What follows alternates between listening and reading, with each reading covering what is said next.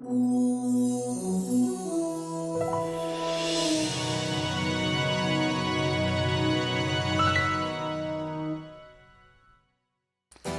course is based on the textbook Nutrition for Healthcare Professionals, An Introduction to Disease Prevention.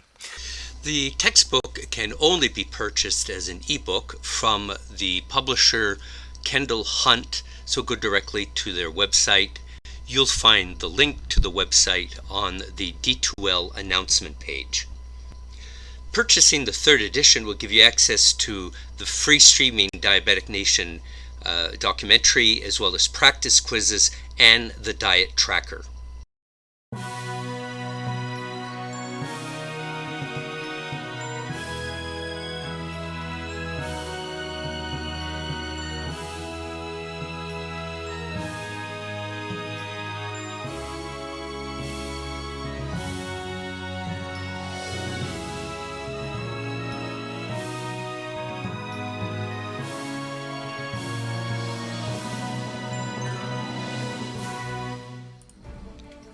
The 20th and 21st centuries have been marked by a significant growth in chronic diseases such as cardiovascular disease, type 2 diabetes, and many cancers, all stemming from the obesity epidemic, now ravaging the very fabric of American society.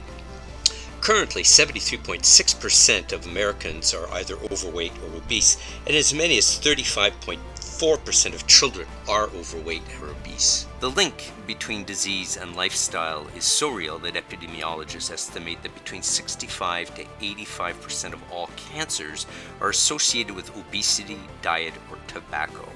This understanding of the contemporary origins of disease places a significant importance on the role of prevention. Indeed, strictly from an economic point of view, it is far more financially advantageous to prevent a disease than it is to cure it. To understand how to prevent disease, it's perhaps timely to look back briefly at the dietary evolution of our hominid ancestors. Many archaeobotanists have argued that the Paleolithic man ate mostly berries and plants and some meats and was essentially nomadic. The diet makeup, some have suggested, consisted of carbohydrates representing 22 to 40% of calories, protein 19 to 35, and fats 25 to 59% of calories. Now, disagreement arises over whether the Paleolithic diet was low in carbohydrates. Indeed, because of the massive berries and plants consumed, the carbohydrate intake would have been more likely 44 to 64% of calories. Suffice to say that the glycemic index would have been low. Moreover, the level of exercise associated with these people would have been very elevated. The transition now to the Neolithic period would have caused a shift from nomadic lifestyle to agricultural communities with significantly less physical activity compared to the constant activity of the Paleolithic nomadic lifestyle. So this combination of agriculture and low activity would have been the mix that began to cause disease rates to increase, in part because of the lower physical activity, but also because of the narrower food selection, causing less access to varied micronutrients. Additionally, the cultivation of grains with higher glycemic indexes could have been at the source of some medical problems, but it would not have created a surge in chronic diseases or widespread malnutrition. Plain and simple, the Homo erectus of the Paleolithic period would have likely have been physically fit beyond anything observable during the Neolithic period. Plus, he would have consumed many foods with a low glycemic index. By comparison to our current protein intake, we could see that the Paleolithic man is approximately consuming the same amount of protein as we do now. It's certain once agricultural societies emerged, the disease rates began to increase. By the classical Greek period, beginning around 500 BC, Greek thinkers began to reflect about diseases. This notion of nutrition, critical in disease prevention, upheld as a preventative and medicinal approach by the physicians of the Greek classical period, 500 to 336 BC, was rooted in the understanding that human disease was intertwined with the imbalance of nature. The pre-Socratic philosopher Empedocles of Agrigentum, 490 to 430 BC, advanced that the four elements, water, fire, earth, and air, were critical in man's understanding of the universe and of his own biology. The Empedoclean model of water, fire, earth, and air advanced that there was a link with the characteristics of the four seasons, cold, moist, hot, and dry, and thus the four humors of the body. The idea was that an imbalance in the humors could only come from disruption in the cold, moist, hot, dry properties of the body that were linked to nature. Hippocrates, a little time later, 460 to 375 BC, universally considered as the father of medicine, adopted the model to a more practical hands-on approach to understanding disease and healing. In that sense, he proposed that an imbalance between the humors would lead to sickness, an idea upheld by Plato and Aristotle in later years. The humors were identified as specific fluids within the body. First, the black bile, related to earth with cold and dry properties. Then the yellow bile, related to fire with dry and warm properties. Next, the blood, related to air with moist and warm qualities. And the phlegm, related to water with moist and cold qualities. Hippocrates, influenced by the teachings of Herodotus, 500 BC, believed in both the importance of diet and exercise for good health. He writes, "Eating alone will not keep a man well. He must also take exercise." Plato continued to advocate for the balance of the humors and of the moderating of hot and cold, moist, and dry properties of the body. However, he introduces the notion of diseases of secondary formations originating from insufficient food or drink to replenish the blood. Most significantly, Plato proposes a fourth cause of disease: imbalances of the soul and mind. Here we witness, during the classical Greek period, evidence that the early medical discipline had already understood the importance of psychological health. Although these concepts were underived from experimentation, but only from rational thought or reason, they clearly introduced a medical model that endured up until the 19th century.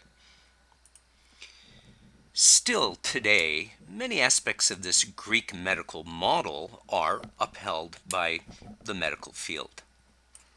Beginning with the understanding that excess and deficiencies in diet and exercise can actually lead to disease. Hippocrates understood this. Back in the Greek classical period, he documented obesity, which he termed corpulence. In addition, the Greeks introduced this idea of balance or homeostasis. The relationship with the world around us needs to be in balance in order to balance the humors, because an imbalance of humors would actually lead to disease. Now, although this is physiologically incorrect, they did understand the aspect of balance which we upheld today with a greater understanding, that of metabolic balance, this idea of homeostatic balance within the biological system. In addition, they introduced the whole aspect of balance of the health of mind and soul, a very important part which we rediscovered with psychology today. This whole idea of keeping stress and anxiety in check. They understood this way back in the Greek classical period. However, at a large scale, we can say that the most significant vectors that have influenced human health have been famines, malnutrition, and plagues. Indeed, it's very clear that famines have frequently affected different societies. Chinese, for example, have been affected from 100 BC to about 1910 AD by a total of 1,800 famines. The British Isles, 200 famines. Europe from 1308 to 1332, just prior to the major plagues, several famines swept through Europe during that particular time. We also have malnutrition resulting in the 18th century from the agricultural revolution. More output was required from agricultural facilities and farms and so forth to feed greater population. Therefore, greater prices were coming up, and we saw a shift from subsistent small farms to large commercial farms focused on single crops. Certainly, the famous French Paris famine of 1709 illustrates this 18th century phenomena. Consequently, persistent low starvation for about 40% of Europeans became a reality, where we saw landless and jobless workers roaming the European countryside looking for work. So as a result, there's frequent low-grade famines that are devastating France roughly around 1789, and between 1792 and 1795 caused an overt physical manifestation of diseases as a result of this. So the immune system of the Europeans were weakened and they became devastated by disease. By the 19th century, we see the Industrial Revolution kick in, and here we start to see people migrating in great numbers from rural areas where the impact of the agricultural revolution had been felt, and there were a lot of jobless workers, a lot of migrant farm workers that were looking for jobs, and they basically start to migrate towards the urban centers in search of the higher paying factory jobs. The urbanites, unlike the rural dwellers, started to experience outbreaks of scurvy. Why did this happen? Well, they had depleted the reserves of cabbage and leeks and onions, which are all high in vitamin C, over the winter. Again, remember, in the cities there was no storage facilities, grocery stores were not there. This whole migration towards the cities was a new phenomena. This left a diet that was limited only to meat and bread until the spring. So consequently, by the spring, scurvy started to break out. So what took place was very interesting. Food production changed dramatically to an industrial scale production to accommodate the large population base now conglomerating in the cities. The urbanization process made acquiring and consuming all manners of food like milk and apples and meats and so forth, an anxiety-provoking process. So this was because the mothers that were going out to purchase food for the family were bringing foods that had been putrefied and affected by bad hygiene, and so consequently making family members sick. So it was an anxiety-provoking process. Consequently, during that time, the incentive, especially between 1870 and 1930, was very high to develop a very, very workable canning industry that could sort of bring this secure food that the people were looking for. The American household was also being transformed. Looking specifically at the 19th century early on, we could see that 85% of manufactured goods were generated directly from the household in 1800, and by 1830 we could see that the family had basically become more of a purchasing unit rather than a manufacturing unit. The dramatic decline in household self-sufficiency within a generation translated into a more commercial dependency on food. In other words, the household was basically going out of the home to basically purchase or acquire the foods it needed rather than grow it. In fact, the number of commercial bakeries increased 700%, causing homemade bread to drop from 80% to a mere 6% of all bread produced in the United States by 1920. So malnutrition was beginning to pepper the United States, as well as a lot of the consequences of food impurity.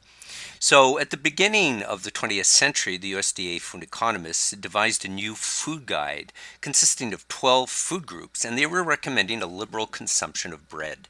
And this liberal consumption of bread, while wise if bread is in fact quite healthy, wouldn't have been so bad, but in the wake of the mechanization of milling and the production of poor quality flour, this created a disaster.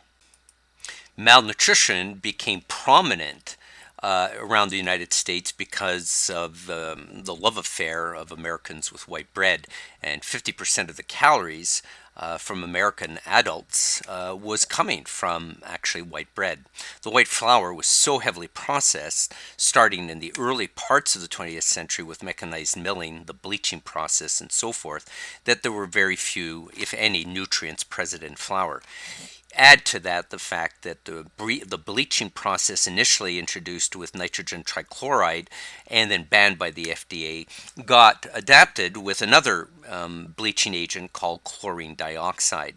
Even the U.S. Army recruits were actually quite malnourished. So what ends up happening, of course, here is quite a disturbing effect of processing affecting the American public at all aspects, at all levels. In addition to all of this, the meatpacking industry was deplorably controlled. The Jungle, the book published by Upton Sinclair, showed how the packing industry was actually completely out of control and very with a very high prevalence of unsanitary practices, consequently leading to poor quality meat distribution within the United States. So this book single-handedly caused the American public to want a pure food, and indeed the Pure Food Act of 1906 and the Meat Inspection Act of 1906 got instituted in Congress because of this outcry, which the book was able to produce. It was clear that during the Great Depression of 1929, the dietary quality of Americans was seriously compromised. In fact, an assessment by the government using key home economists and dietitians looked at key foods such as milk, butter, tomatoes, citrus fruits, and they concluded that in order for the American people to increase their diet to the standard of a good diet, they needed to achieve the following: 20% more milk, 15% more butter, 35% increase in egg consumption, 70% more tomatoes and citrus fruit, and 100% increase in vegetables. These were all the products that were being rationed and that were limited to the population at the time. It's very clear that in addition to malnutrition and the great famines, that the plagues played a clear and significant role in disease process and in wiping out large fragments of the human population. There really are two noteworthy plagues to pay attention to: the bubonic and pneumonic plagues that swept through Europe during the 14th century, and all through the Middle Ages right up until the early parts of the 18th century. Then the second was the 19th century cholera plague that affected Europe. Noteworthy were France and England, before it came over into the Americas as well.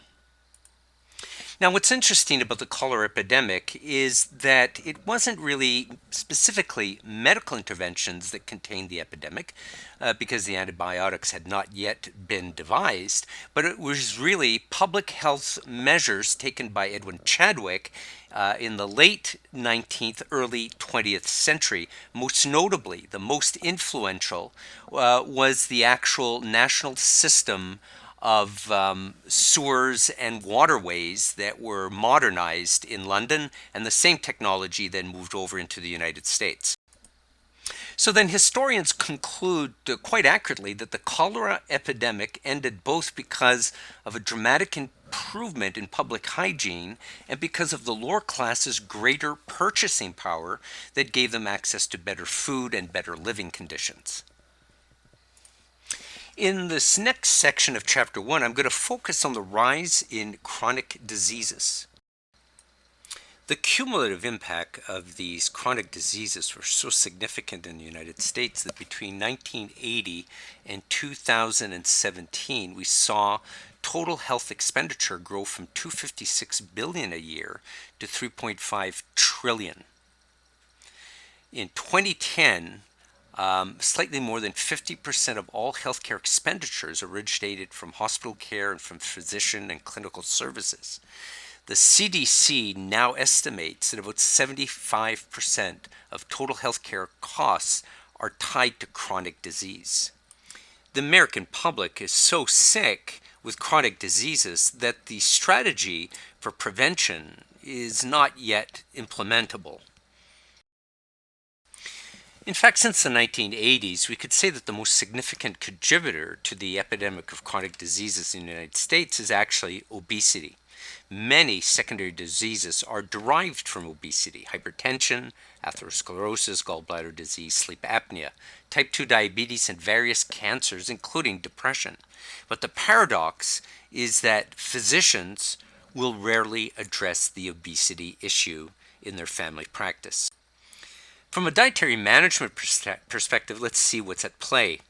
Well, since the 1970s, the diet has been a constant problem. Too much saturated fat, too much dietary cholesterol, too much total fat, and too much total sodium, all because our diet is just very heavily processed and very focused on meat consumption. In 1977, the Senate Select Committee, headed by Governor George McGovern, along with the scientific community, attempted to impose or recommend healthy ranges for carbohydrate intake. 55 to 60% had been basically established. Also, in order to maintain lower risks of heart disease and cardiovascular disease in the population, less than 30% of calories should come from fat. The data wasn't strong enough to quantify any limits for saturated fat. Dietary cholesterol should still be less than 300 milligrams. And for the very first and last time, we see the government recommending a limit on total sugar, less than 15% of calories. Salt, less than 3 grams. So what we see is the committee imposing limits on salt and sugar because of the highly processed nature of our diet. It wanted to bring us towards eating healthier foods that were less processed. But we also see meat intake getting specifically targeted in order to decrease fat and saturated fat intake. Now, the cattle ranchers of America didn't like this, and they hired hard-hitting lobbyists to basically tell the government not to impose any further limits on meat consumption.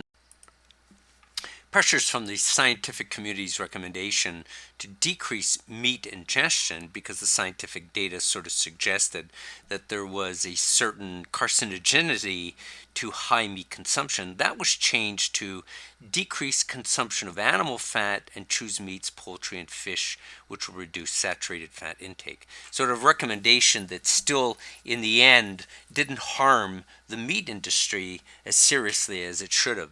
The true nefarious atherogenicity of the trans fats emerged about 13 years later when Willett and his colleagues from Harvard confirmed in 1993 that trans fat did cause LDL cholesterol, the bad cholesterol, to increase, and HDL cholesterol, the good cholesterol, to drop, and markers of inflammation to increase.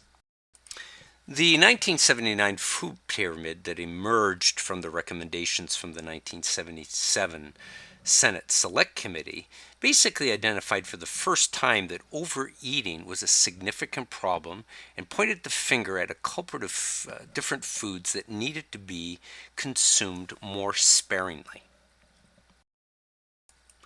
The 1979 Healthy Peoples Report concluded that it was indeed possible to lower disease rates by adopting healthy dietary practices. This Healthy People Report influenced the 1980 Dietary Guidelines for Americans that were formulated based on this report. Subsequently, every 5 years afterwards, new dietary guidelines began to emerge, notably the 1985 Dietary Guidelines for Americans. Looking at the Surgeon General's 1988 report on nutrition and health, we get a clearer understanding of the health of the nation. The report promoted a dietary pattern that emphasized consumption of vegetables, fruits, whole grain product foods, rich in complex carbs and fiber, and of fish, poultry without skin, lean meats, low-fat dairy products, selected to reduce the consumption of indeed total fat, saturated fat, and cholesterol. Subsequent to the Surgeon General's report, the 1989 National Research Council's Food and Nutrition Board issued clarifications by quantifying the limits on total fat, saturated fat, and cholesterol. We can see here that they stay firm with the idea that that there's a better population improvement in cardiovascular risk when total fat is less than 30% of calories. And they quantify saturated fat limits at less than 10% and continue to promote cholesterol, that is dietary cholesterol, at less than 300 milligrams. The emphasis here was to consume more fruits and vegetables during this time and to increase starches and other complex carbohydrates by eating at least 6 servings per day of breads and cereals, in addition to legumes, which are, chickpeas and soybean and lentils and fava beans and foods of that nature. In the wake of these recommendations, we see several organizations, notably the USDA, get together and create a 5-a-day fruit and vegetable campaign to incite the U.S. population to increase their fruit and vegetable consumption to a minimum of 5 per day, because it had become clear that their consumption of fruit and vegetables was very suboptimal. In 1990, dietary guidelines for Americans were put together by the Department of Health and Human Services and the USDA. They advocated here for 30% or less of calories to be dedicated to fats, to total fat, the importance of maintaining a healthy weight, saturated fat, again, being recognized from the Council's recommendation of less than 10% of calories, total cholesterol, again, less than 300 milligrams, and then more fruits, vegetables, and grains in the diet, and also using sugar and sodium in moderation, all basically reflections of problems in the American diet that was actually being documented by epidemiologists and nutritionists, notably the very low intake of fruits and vegetables in the diet and the heavy processing of food that was taking place and that was modifying the diet, in which there was a lot of sugar and a lot of sodium. So the focus makes a lot of sense. Bring the sugar down, bring the sodium down, because they're already too elevated. The 1992 Food Pyramid instituted these changes that were recommended by the Council. The proportionality of the pyramid really demonstrated this. At the base, for instance, we see the preponderance of foods such as grains and cereals and so forth, emphasizing that this should be the foundational base of the diet. Fruits and vegetables, an entire row, emphasizing again the role of at least 5 fruits and vegetables a day. Then we see the dairy and the meats. Now, what's not really emphasized in the meat and alternates are the legumes. So we do see the nuts, but that's about all that we see. But we should have dry beans in there. That should be emphasized more visually. And then at the top, we see that fats are not considered very important. It's really part of the philosophy at the time, sort of a fear of fat. We had at the time a lot of low-fat products, low-fat, no-fat salad dressings, low-fat, no-fat spreads, and so forth. But what the pyramid did not really demonstrate is that there was a difference between fats. In this case, all fats were considered bad or of the same ilk. So consequently, improvements needed to come along, where an emphasis on better kinds of fats versus poorer types of fats. The 2005 pyramid came along to bring balance and understanding of the importance of exercise and diet in generating better health. What we see here, however, is the strips for the pyramid are not as revealing as the previous pyramid, and consequently we see the meat and alternates representing not necessarily as visually as striking of a smaller place in the pyramid as we see in the previous pyramid, right? We see here that the stripes are relatively the same with very minor changes.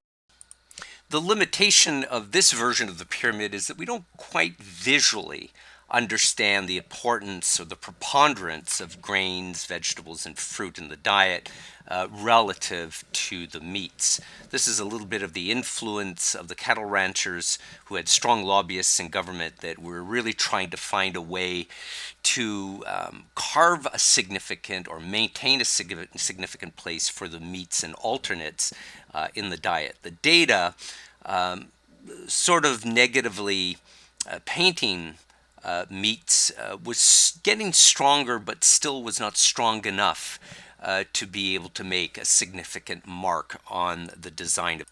5 years later, the Dietary Guidelines for Americans 2010 focused on key social issues. First, poverty, and second, the rising prevalence of overweight and obesity among men, women, and children.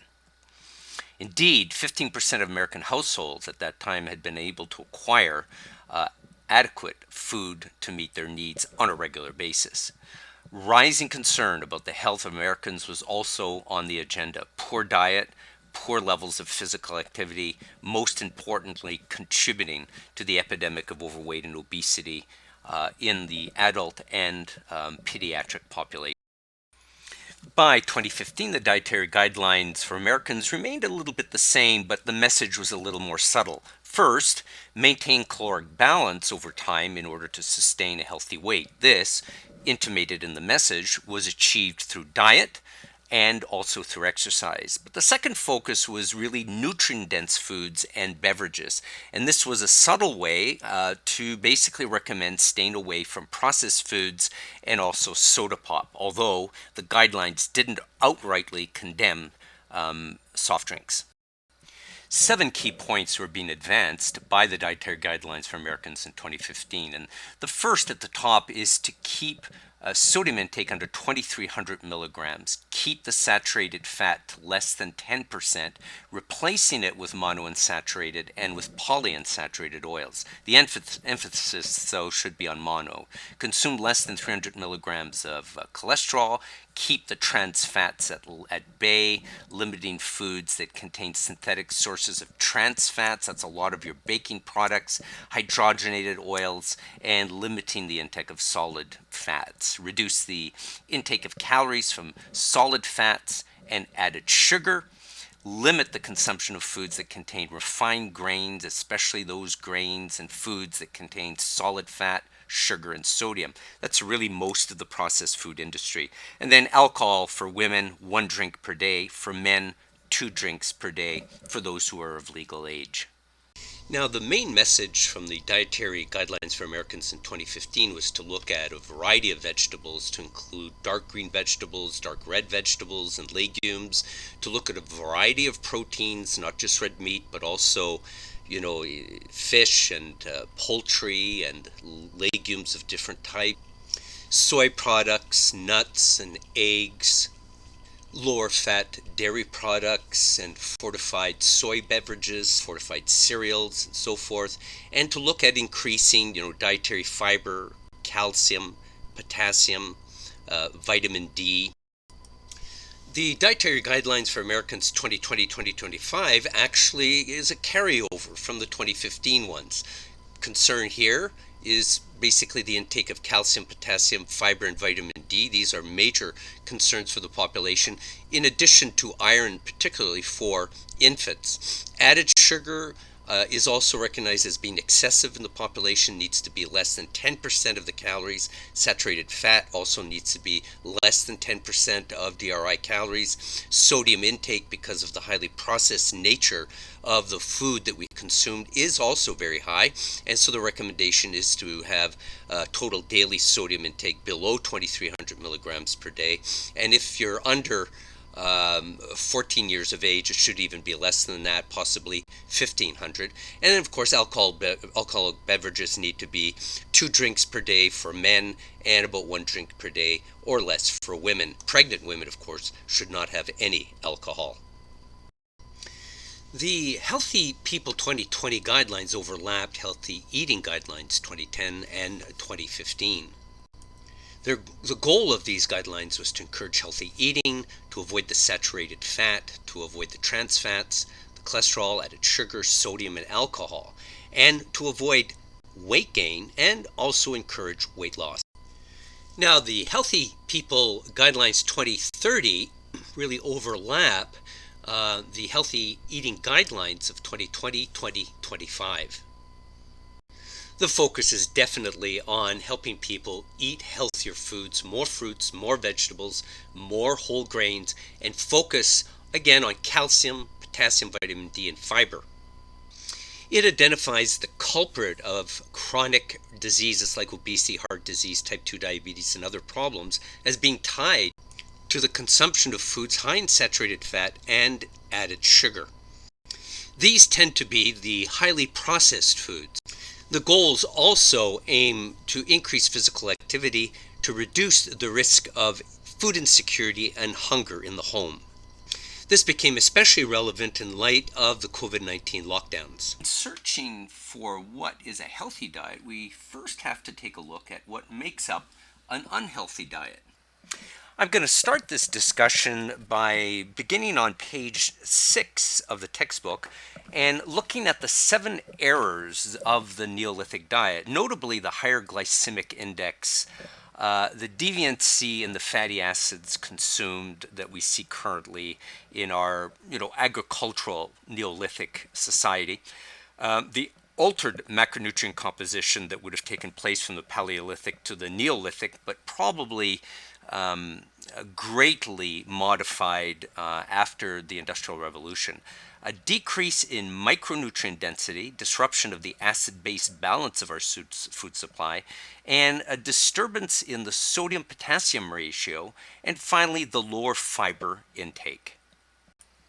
All right, so what is a high glycemic index food? Well, first of all, the glycemic index is a measure of the capacity of one serving of carbohydrate-based food to increase the blood sugar within a defined period of time in comparison to a pure glucose or a pure refined carbohydrate. As such, various carbohydrate foods can follow a scale of 0 to 100 based on the capacity to increase that blood sugar level.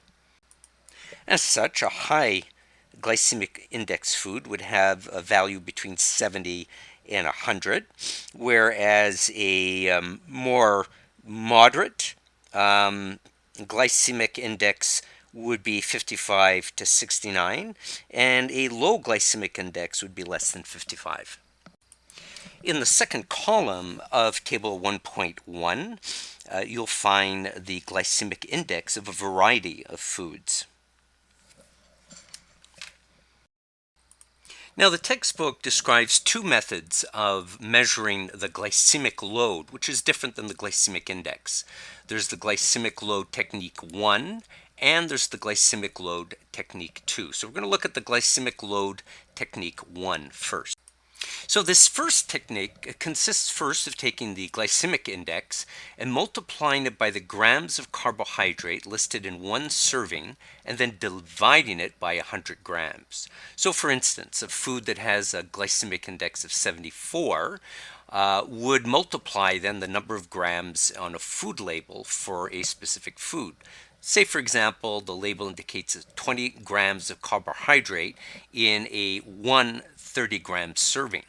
Well, this glycemic load then would be calculated by multiplying the glycemic index, 74, by the number of grams of carbohydrates in that one serving, 20, and then dividing it by 100, which would give you about 14.8, which could be basically rounded up to 15.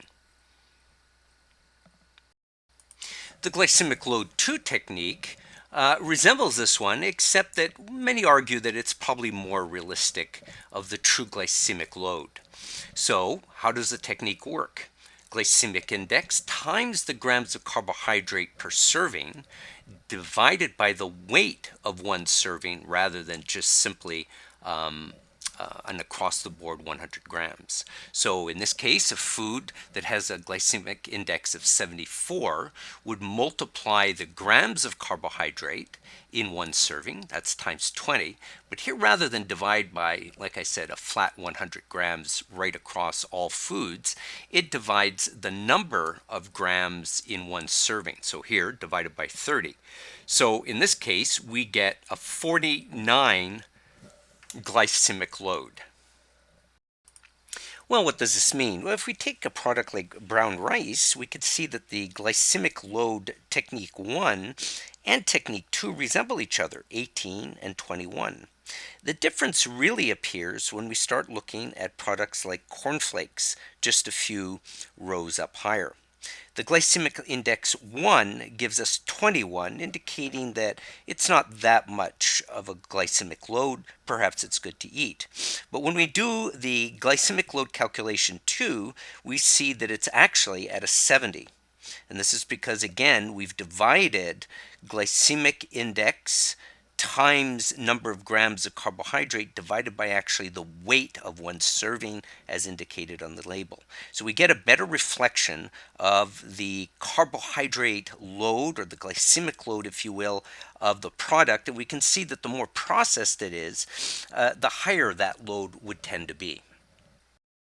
The second deviancy that we see in the diet is the fatty acid makeup. First of all, our total fat currently represents approximately about 40% of calories, versus what the Paleolithic diet possibly had, which was about 21%. Now, if we look at healthy eating standards, we can see that healthy eating recognizes that we can be healthy if we consume between 20 to 35% of our calories from fat. So it's very clear that we can improve our fat consumption, first by decreasing it. This is true. But the other thing that's that's in a negative is the amount of omega-6 fatty acids, the polyunsaturated vegetable oils that we're consuming. We're consuming too many of these. And when we look at it in terms of a ratio, the ratio of omega-6 to omega-3 is much larger than what it should be if we base it on 19th century and very early 20th century dietary makeups. The overall macronutrient makeup is quite different when we look at protein and carbohydrates specifically. So we see a decline, should we say, in protein intake from the Paleolithic to the Neolithic period.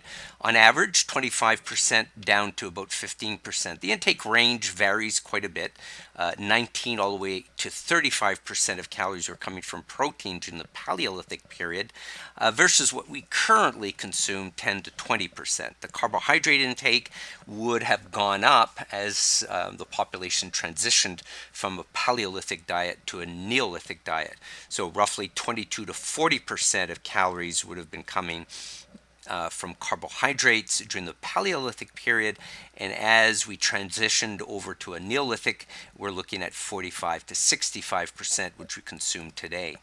The intake range varied quite significantly depending on who's making the argument, but to give the argument's justification, we can say that many argue that the Paleolithic period carbohydrates were actually a lot higher than what some archaeologists or archaeobotanists would have suggested, as high as 44 to 64%. And this, again, as previously mentioned, because of the number of berries and wild berries and plants that they were consuming.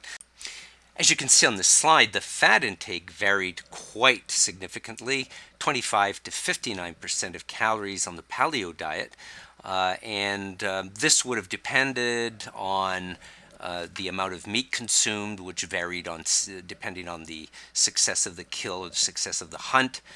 It would have depended on seasons and so forth.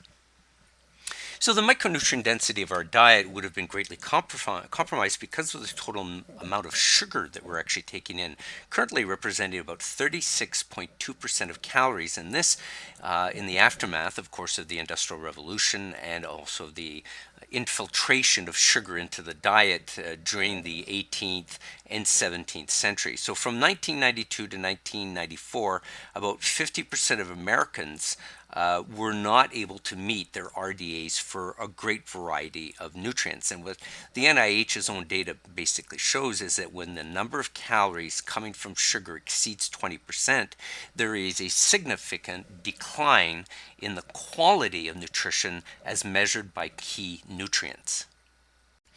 So what is understood by nutrient density? Well, it's the milligrams of nutrient per individual calorie. For example, 300 milligrams of calcium in 1 cup of milk, which contains about 125 calories. The nutrient density of this particular product is the amount of calcium, 300 milligrams, divided by the total number of calories in that one serving, 125 calories. So what we get for nutrient density is 2.4 milligrams of calcium per calorie. This is what we call nutrient density. Now, by comparison, caloric density is a little different. It's the number of calories per gram of food. So, for instance, one medium donut weighing 42 grams has 195 calories. Well, the caloric density of the donut is 195 calories divided by its weight. So what we're getting is 4.64 calories per gram. Well, why don't you contrast that with an apple? 182 grams. There are 94 calories. The caloric density, 94 calories divided by 182 grams, and what do we get? 0.52 calories per gram. So we can see that the natural foods have very few calories per singular individually measured weight of a gram, but that the processed foods have a much higher caloric density, so many more calories per singular gram of product. The other unhealthy feature about our diet is the acid-base balance has been disrupted. What we have are, first of all, acid-yielding foods and base-yielding foods. So the acid-yielding foods are the dairies, the meats, the cereals, grains, and salt. And this would theoretically, notably the acid-yielding foods, too much dairy, too much meat, and too many cereal products and salt, of course sodium being part of salt, would have generated a low-grade metabolic acidosis. So what's generally recommended is balance all this off with base-yielding foods. Fruits, vegetables, tubers, and nuts. So when we have a good distribution of our diet that balances off these things, we avoid low-grade metabolic acidosis getting produced in the body. So this is certainly an argument against going back to the misunderstood concept of the paleo diet, which many think means eating more meat. There's nothing in our current understanding of health, and there's nothing really from an archaeobotanist point of view that appears to indicate that they were eating obnoxiously great amounts of meat during that period of time. What we tend to believe, and it appears to be true, is that fruits, vegetables, tubers, and nuts need to be more prominent in our diet and balanced with an adequate amount of cereals and grains, and yes, dairy indeed, and with some meats, but not excessive meats. So what we know about the sodium-potassium ratio is that when there's an upward shift of this ratio, that means more sodium relative to potassium, there's an increase in hypertension, there's an increase in the population level of cardiovascular disease, osteoporosis, and intestinal cancers. When is it that we see the sodium-potassium ratio rise? Very simply, when there's an abundance of processed foods coming into the diet. And finally, the next and final deviance in our diet is the overall lower intake of fiber because of the processing. So the hunter-gatherer would have consumed approximately 42 grams per day in fiber. Our current mean intake of fiber is about 15 grams per day, and the RDA will vary depending on what organization, but it goes between 25 to 40 grams per day. So what this tells us is that we need, as a modern society, to up our game on fiber intake, and the best way to do that is to eat more whole grains, more fruit and vegetables, for sure, but one surefire way is to include a high fiber cereal in the morning in order to meet our daily requirement. So in 2011, a new design, new concept came out, used as a teaching tool for the population. It's the 2011 My Plate Food Guide, and it can be found at choosemyplate.gov. This particular food guide moved away completely from the pyramid concept to introduce a plate, something more familiar, perhaps many have argued, that is a more teachable instrument.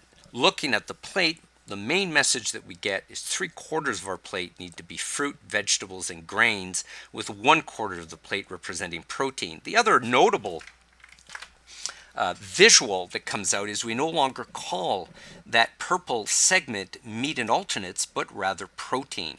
And this is because the scientific data on meat intake was very conclusive and persuasive. The higher the meat intake, the larger or the more or the greater the rise in prominence of disease.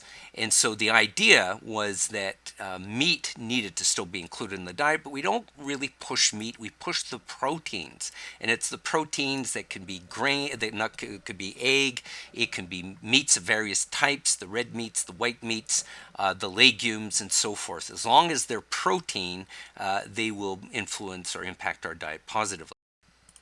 So now I want to take a closer look at the food group choices of the My Plate food guide.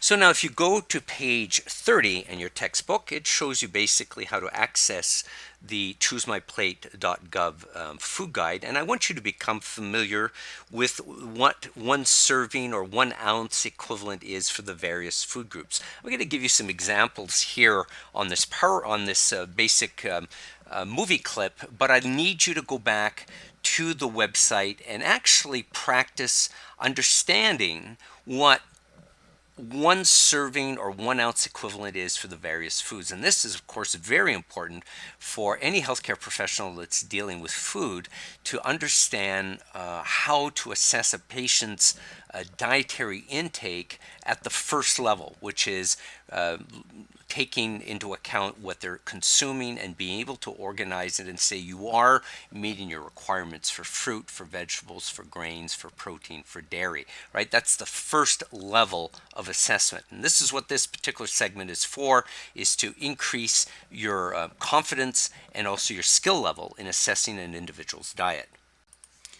So overall, the guide is essentially providing recommendations that meet the needs of most individuals, and the caloric range is roughly 16 to 2400 calories per day. So we're looking at 1.5 to 2 cup equivalent of fruit per day, 2 to 3 cups of vegetable equivalent per day, and the focus on dark green, orange, starchy legumes as well.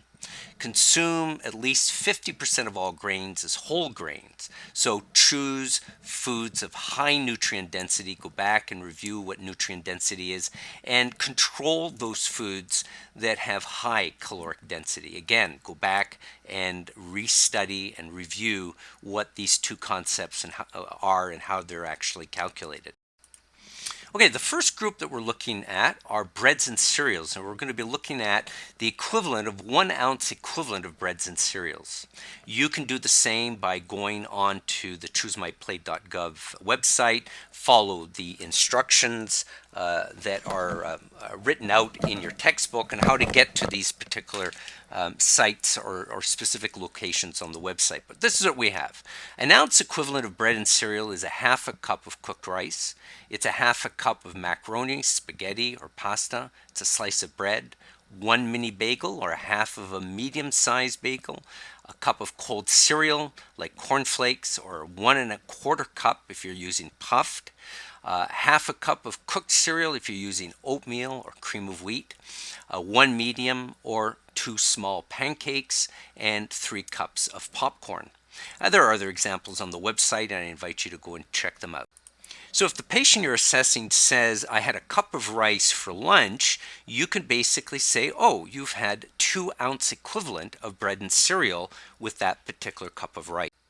If your patient says, I've had 2 sandwiches, that would basically mean 4 ounce equivalent of bread and cereals, because 1 slice of bread is 1 ounce equivalent.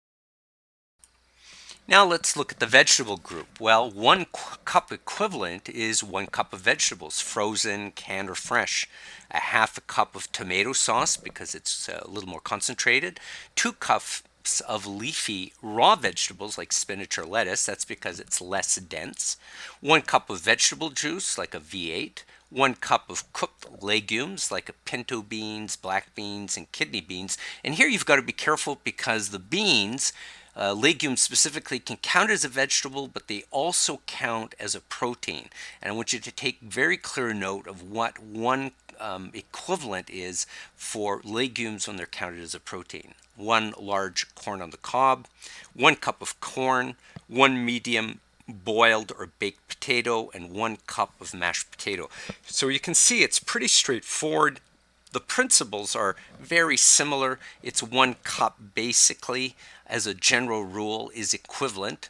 1 cup equivalent of a vegetable. And then there are modifiers there, which are very logical. So if your patient says, I've had 2 cups of lettuce for a salad, or that would be the equivalent of 1 vegetable equivalent. But if they had 4 cups because they're having a larger salad, that would be 2 cups equivalent. Similarly, if the patient is describing what they had for their meal and they said, well, I had a cup of mashed potatoes and I had a cup of corn and I had a cup of frozen vegetables, that would be the equivalent of 3 cup equivalent of vegetables. Now for protein foods, well, we talk about an ounce equivalent of meat, poultry, fish, eggs, or beans.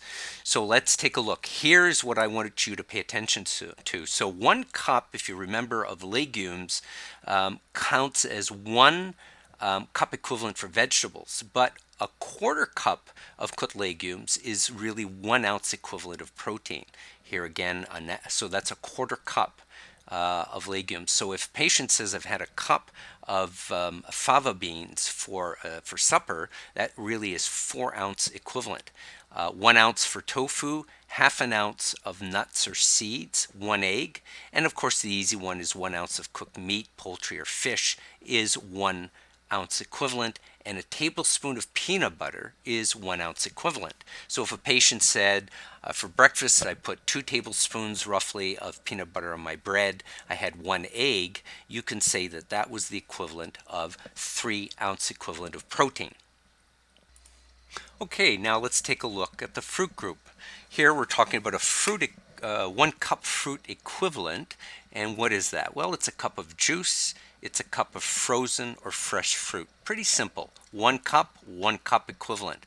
1 large banana or orange is a cup equivalent. 1 small apple is a cup equivalent, and a half a cup of dried fruit, dates, raisins. This is because they're more concentrated. That represents a cup equivalent of fruit. So if a patient has a cup of orange juice in the morning and then has a cup of fresh fruit along with some yogurt, and then has a large banana, you could say that that patient has consumed 3 cup equivalent of fruit. Go on to the website again and look over the variety of other possible foods that are being recommended by the myplate.gov website. So here's a question. How many meat and alternate ounce equivalents are found in 1 cup of beans, 3 ounces of meat, and 2 tablespoons of peanut butter? So remember, a 1/4 cup of beans is equal to 1 ounce equivalent. So we have 1 cup, that's 4 ounce equivalents of meat or protein. 3 ounces of meat, that's 1 ounce equivalent of protein for 1 ounce of meat.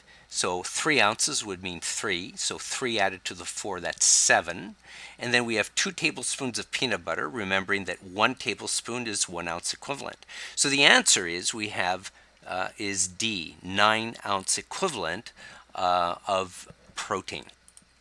So I encourage you to practice more with the guide by going to the choosemyplate.gov, follow the instructions in the textbook of how to get there, and review the various foods in the various food groups and the servings, and try to become very efficient and proficient at looking at the number of foods and how many ounce equivalent or cup equivalent that a patient perhaps might be consuming. So practice just as we did here. A patient has a cup of cereal, has 2 cups of rice, and then come from and using that derive the number of ounce equivalent of breads and cereal, for instance, that the patient would have consumed. So this is something that you need to become very proficient at, and I will quiz you on this with the rapid response quiz to make sure that you're properly prepared and that you have a successful concept check 1. So up next are a set of practice questions on the My Plate Food Guide that will help you better prepare for the rapid response quiz. In this first question, you could say while taking a 24-hour recall, a patient admits to eating the following over one day: 1 cup of bran flakes, 2 whole wheat toasts, 2 cups of rice for lunch, and 3 cups of spaghetti for dinner. Identify the total number of ounce equivalent of bread and cereal. So let's start counting. 1 cup of bran flakes is 1, 2 whole wheat toasts is 2, so that's 3 together. 2 cups of rice, that's the equivalent of 4, so we have 7 ounce equivalent. 3 cups of rice, that's 6, so 7 and 6, 13 ounce equivalent. Next question. A patient admits that over the last 24 hours, he consumed 1 scrambled egg, a half cup of Romano beans, 2 tablespoons of peanut butter, 3 ounces of sirloin steak, and 2 ounces of fish. Determine the total ounce equivalent of protein foods. So let's do the counting. So the first is 1 scrambled egg. So that's 1 ounce equivalent of protein. A half a cup of Romano beans is basically 2, right? 1/4 cup is 1 equivalent. So a half a cup is 2 1/4 cups. So now we have 3 ounce equivalents. 2 tablespoons of peanut butter, that's adding on 2 more, so that's 5. And then we have 3 ounces of sirloin steak, that's 8. And then we have 2 ounces of fish, that's 2 more added on to the 8. And the answer is 10 ounce equivalent. Next question. A patient admits to consuming the following over a 24-hour period: 2 cups of mixed vegetables, frozen more than likely, or fresh, 1 cup of V8 juice, 1 cup of carrots, 2 cups of raw spinach, 1 cup of cooked navy beans, and 2 cups of mashed sweet potatoes. Identify the total number of vegetable cup equivalent. Right, let's start counting. 2 cups of mixed vegetables, so 1 cup of vegetables is 1 cup equivalent. So we have 2 cup equivalents. 1 cup of V8 juice, that's another, so that's 3 cup equivalents. 1 cup of carrots, that's another, so that's 4. 2 cups of raw spinach, so 2 cups of raw spinach, that's 1 equivalent, so that's 5. 1 cup of cooked navy beans, so that's basically 1, so we've got 6. And 2 cup of mashed sweet potatoes, so 1 cup of mashed potatoes is 1, so we add on to that, that's 8 cup equivalents. In this question, if you assess during a 24-hour recall that a patient ate the following: 2 cups of Raisin Bran cereal, a half a cup of raisins, 1 large banana, 2 whole wheat toasts, how many fruit and cereal servings equivalent did they consume over breakfast? Well, the answer would likely be A, 2 fruit equivalent. Indeed, a half a cup of raisins is 1, 1 large banana is 1, so that's your 2 fruit equivalent. And then 4 ounce equivalent of breads. 1 cup of bran cereal is 1 serving, so you have 2 there, and you have 2 whole wheat toasts. That's a total of 4 ounce equivalent of bread and cereal. Finally, the last question: if a patient admits to eating over one day 1 cup of orange juice, 2 cups of fruit cup, 2 small apples, and 1 large banana, identify the total fruit cup equivalent. Well, let's begin. 1 cup of orange juice is 1, 2 cups of fruit is 2, so that's 3 together. 2 small apples, that's 5, and 1 large banana, that's 6. So that's 6 cup equivalent. All right, so what is next? So first, practice the food guide, the choosemyplate.gov. Go in and increase your proficiency following the same sort of questions that we did previously and become very, very good at it. This is very much needed in order to successfully pass the rapid response quiz number 1. Memorize the adult macronutrient ranges for food that is needed for good health, that is found in table 1.2 in your textbook. You should be able to understand also what the requirements are for saturated fat and for polyunsaturated fat. And then third, read the chapters twice, or the chapter twice, so that you may integrate a comprehensive narrative of nutrition in human health. And what this means is that you should be able, on your own, to tell a little bit of the story of the history, the historical background behind malnutrition in the United States, chronic disease in the United States.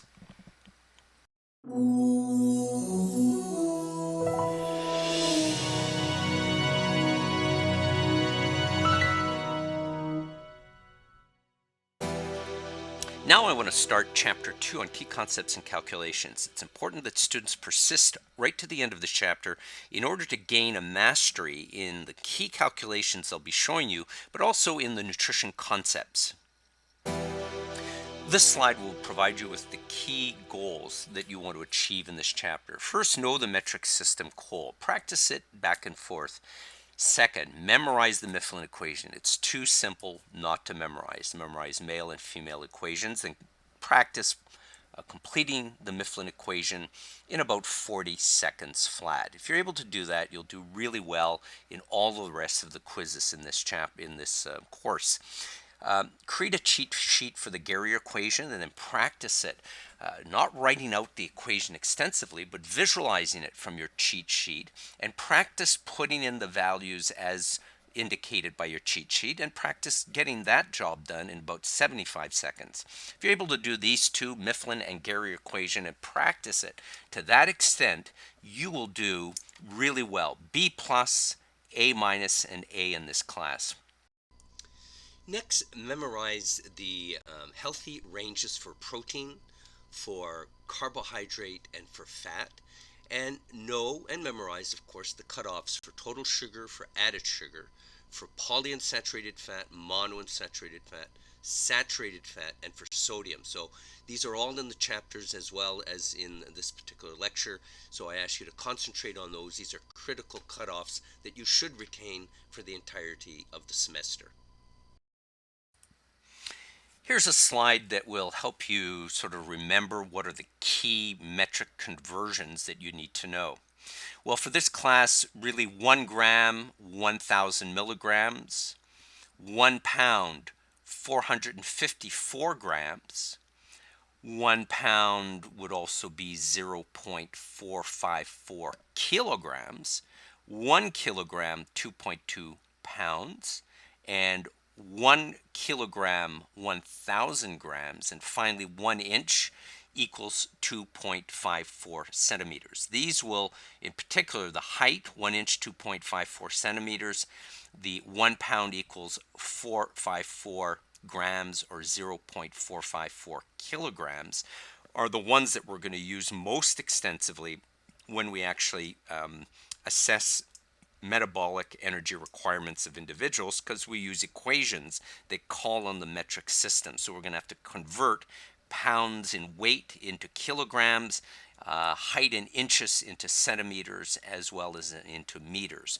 So consequently, 1 inch equals 2.54 centimeters also means 1 inch is equal to 0.0254 meters. Memorize these cold and practice using them efficiently. Now, the first concept that I want to look at is the fact that chronic disease represents a heavy price tag in the United States. 2008 statistics tagged chronic disease, or the management of it, at $147 billion per year. So there's currently belief that dietary and lifestyle modifications can help minimize the impact of chronic disease in American society and, in fact, around the world. The consequence of this chronic disease, viewed at a population level, is that the high prevalence of diseases like hypertension, cardiovascular disease, diabetes translate into astronomical healthcare costs over the life of a patient. It also translates into greater morbidity, disability, and mortality in the population. NIH data clearly supports that chronic disease is indeed costly at a financial level, certainly, but in terms of human life as well. Um, Deaths resulting from the diseases of the heart are the most prevalent in the population, and coming up very closely in second position is cancer, and then third, stroke. Then we see the others drop: chronic respiratory diseases, unintended injuries, and so forth. But the top three: heart disease, cancer, and stroke, most significant causes of death in the US population. The second concept is that the most significant contributor to secondary diseases in the United States is obesity. It's responsible for cardiovascular disease, hypertension, type 2 diabetes, currently representing about 8% of adults, and in 2050 expected to grow to about 33% of adult Americans. We see sleep apnea, gastrointestinal diseases, diverticulosis, gallbladder disease. We see degenerative disorders like arthritis and asthma, and we see the prevalence of some cancers. In fact, more than 75% of the trillions of healthcare costs went towards the management of chronic disease in 2005. Nutrition comes into play at different levels and different intensities. There are diseases in which nutrition plays some kind of a role: osteoporosis, osteoarthritis, and some cancers as well. But there are diseases with strong nutritional components, very heavily associated: type 2 diabetes, heart disease, high blood pressure, and obesity, very, very highly correlated with nutrition. And then there are specific nutrition diseases, which we'll see later in the textbook, but suffice to say that diseases like pellagra, scurvy, iron deficiency anemia, other vitamins and mineral deficiencies become quite prevalent, and nutrient toxicities as well become relevant to nutrition, especially when we talk about supplementation or maybe exaggerated supplementation. Now, the link between obesity and cancer is actually surprisingly quite elevated. 14 to 20% of all cancer deaths are apparently tied to being overweight and obese, and up to 33% of cancer deaths linked to some kind of a nutritional link. When we put lifestyle in there, we find that 59% of cancer deaths in women, and specifically 45% of cancer deaths in men, are tagged to diet and lifestyle combined together. One of the ways the government achieves or attempts to achieve a modification in disease rates in the population is to formulate or devise the dietary guidelines for Americans. And they're formulated every 5 years by the United States Department of Agriculture, the USDA, and by the Department of Health and Human Services. And really the goal is to identify the key dietary as well as lifestyle issues that need to be addressed for the population disease reduction to take place. And these guidelines really represent a practical, hands-on way of achieving part of the healthy people's goals. Now I want to explore what I mean by nutrients. Well, nutrients are macronutrients, micronutrients, and water. All of these are considered nutrients in a global sense. Now, the macronutrients are the carbohydrates, the proteins, and the fat, and you can see that they are the energy sources of the diet, right? We get calories from the carbs, the proteins, and the fat. Micronutrients, on the other hand, are not energy providing, but they certainly are vital for the proper functioning of the biological system. And we have within micronutrients, we have vitamins, we have macro minerals, which are large quantity, fairly large quantities of minerals in the body, and we have micro minerals, usually required in microgram amount, and the macro minerals are usually in milligram amount, and we have water considered as a nutrient as well. So this slide illustrates what we actually mean by nutrients. Okay, so this is a concept that needs to be known cold. It means that you need to memorize these values so that you can do the appropriate calculations quite efficiently. Now, when we talk about energy coming from carbohydrates, we really mean 4 calories per gram of carbohydrate. So 1 gram of carbohydrate equals 4 kilocalories. 1 gram of protein equals 4 kilocalories. 1 gram of fat, 9 kilocalories. And 1 gram of alcohol, 7 kilocalories. So calories only come from the macronutrients and from alcohol. So here's some calculations that we can do with this information. So for example, if I say that a patient's had a slice of bread, you want to derive how many calories are coming from that. Well, the carbohydrates in the slice of bread is 15 grams. The amount of protein in that slice of bread is 3 grams, and the amount of fat is 0.5. So we can say in all that that one slice of bread contains 76.5 calories. How do we determine that? Well, 15 grams of carbohydrate means that there are, if we consider 4 calories for every gram, it means that there are 60 carbohydrate calories in that bread. Since protein has 4 calories per gram and there are 3 grams of protein, 3 grams times 4, 12 kilocalories. And since 1 gram of fat has 9 calories and there are 0.5 grams, 0.5 times 9, 4.5. So when we add them all up, 60 plus 12 plus 4.5, we get 76.5 calories. The Institute of Medicine has established acceptable macronutrient range distributions that are consistent with healthy living after much scientific research. Essentially, the ranges that we have here are the ones that we currently support in the United States, and they appear to be consistent if followed, to lower incidences of disease. Carbohydrate intake should be between 45 to 65% of DRI calories, but here the idea is really a prominence of complex starches and whole grains that should be in the diet. The protein should be between 10 to 35% of calories. 35% is very high. It's much higher than what the WHO recommends. WHO recommends no higher than 15% of DRI calories, but here in the United States, because of extreme sports and the lifestyles that we lead in terms of exercise, strengthening exercises and so forth, the calorie or the percent of calories for protein appears to go higher. But the most accurate method, especially the one used in healthcare, appears to be more tied with body weight than with percent calories. So we're going to be really talking about the physiological requirement based on body burden of protein. And here, the physiological requirement at baseline is 0.8 grams per kilogram body weight. These values go a little bit higher, and we'll talk about them later on.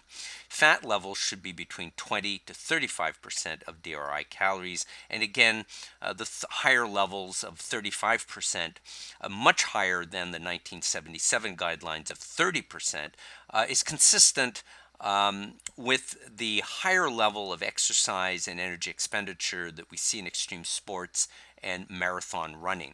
So a dietitian is best equipped to guide an individual in these higher levels of fat, ensuring that the fats in questions are of good quality. I want to discuss now the value and the significance of dietary carbohydrates found in section 2.1.2 in your textbook. In discussing the subject of carbohydrates, we can start off by simply outlining the general organization of carbohydrates. We think of carbohydrates then as simple sugars. We can think of them as starches. We can think of them also as fiber.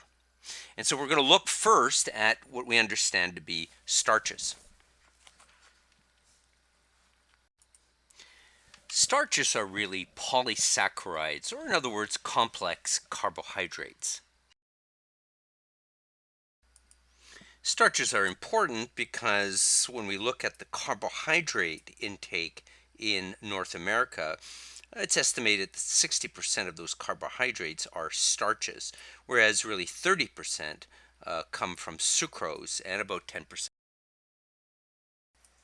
There are essentially two types of starches, amylose and amylopectin. Foods that are high in amylose tend to be starchy fruits like banana and vegetables like parsnips, maybe beans, legumes including soybeans, kidney beans, navy beans, and lentils. These all tend to be high in amylose. By contrast, starches that are elevated in amylopectin tend to be potatoes, rice, and wheat. Structurally speaking, amylose is made up of a straight line structure of glucose molecules that are essentially linked together by alpha 1,4 glucosidic bonds, which are digestible by the amylase enzyme. The amylopectin structure tends to be more branched than straight line. So it's a complex molecules of side chains that are linked together by alpha 1,4, just like the amylose, but in addition, the branches are alpha 1,6. The enzyme that digests these large molecules produce essentially monosaccharides and disaccharides, which eventually get absorbed by the enterocytes of the GI tract. Because of the extensive branching of the amylopectin, there is a greater and easier access to the digestive enzymes, leading to a faster release of glucose molecules into the enterocyte and therefore into the bloodstream. So the amylopectin foods tend to have a higher glycemic index than we would see with the strictly amylose starches, which have a tighter sort of structural build, given that the branching is not there. So it's really strictly the alpha 1,4 enzymes tightly bound together. So it's more difficult for the enzymes to get in there for the amylose molecule, but again, the branching for the amylopectin allows a much easier access of the digestive enzyme, quicker release of glucose. Next, I want to examine fibers and specifically what role they play in our diet. So one way of defining a fiber is an undigestible carbohydrate. We can see here structurally that fibers are, especially in the form of cellulose, a series of glucose molecules linked together, but by a beta 1,4 glucosidic link, which is undigestible, which means basically no gastrointestinal enzymes can hydrolyze these links. We can classify fibers as either soluble fiber or as insoluble fiber. Let's take a closer look at what these definitions mean. So soluble fibers consist mostly of what we call gums, mucilage, pectins, psyllium, found in fruits and legumes and seeds, and also in some vegetables. Soluble fibers are also viscous fibers, which means that they have a tendency to ferment in the GI tract as they mix with the bacteria in the GI tract. The action of these viscous fibers is primarily noticeable at the level of blood cholesterol. So the fibers, because they are binding to water, they also bind bile and consequently have an effect in lowering blood cholesterol. They also have a slow glucose absorption that results from these fibers. So the more soluble fibers, the slower the glucose absorption. This tends to be beneficial for diabetes. And of course, the lowering of the cholesterol tends to be beneficial for heart disease. There's also a slow transit of food through the upper GI tract with soluble fibers.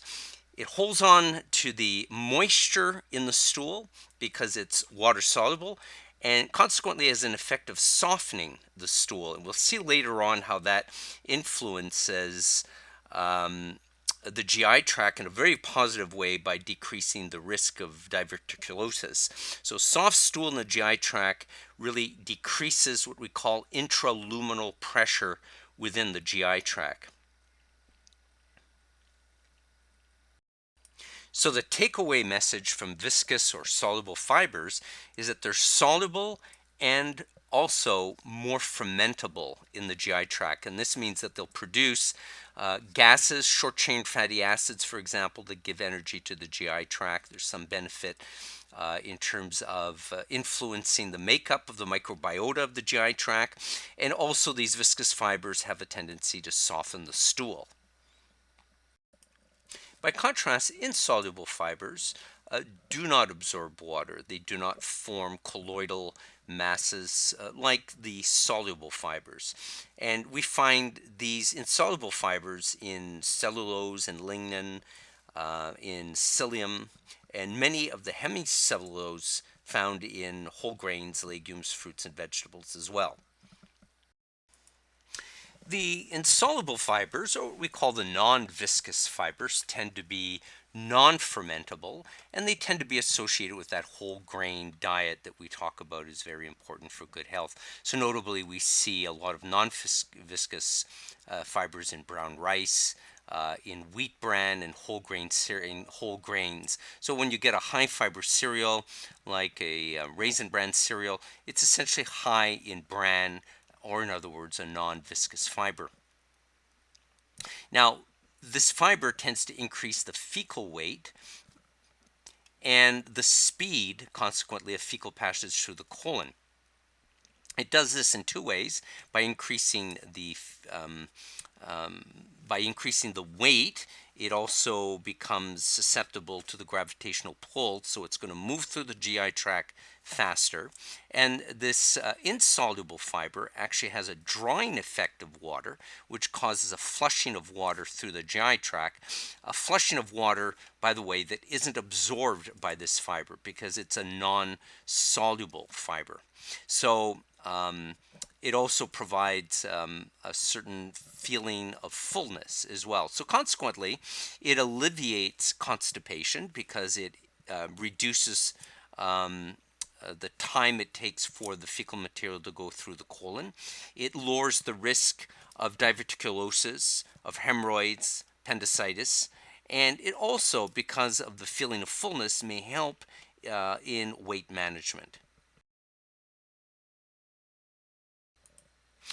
So this means that if you're going to increase the fiber in your diet, you should eat first whole grain breakfast cereals that contain at least more than 5 grams of fiber per serving. You'll get that with a lot of the high fiber cereals like Total Raisin Bran and a lot of the Kellogg's high fiber cereals.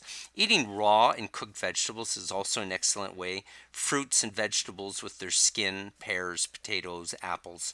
And adding legumes to soups, to salads, and to casseroles are just a fabulous way to increase fiber intake, as well as a broad assortment of different nutrients. And of course, eating fresh and dry fruit for snack is an excellent way of increasing the fiber intake as well.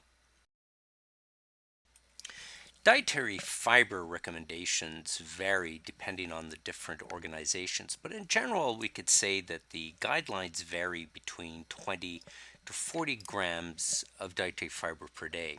Now, the minimum recommended by the Academy of Nutrition and Dietetics, in addition to the National Cancer Institute, is 20 grams per day. So that's the least that you can have. Alternatively, the Institute of Medicine recommends grams per thousand, kilocalories per day. So the recommendation is 11.5 to 14 grams per thousand calories.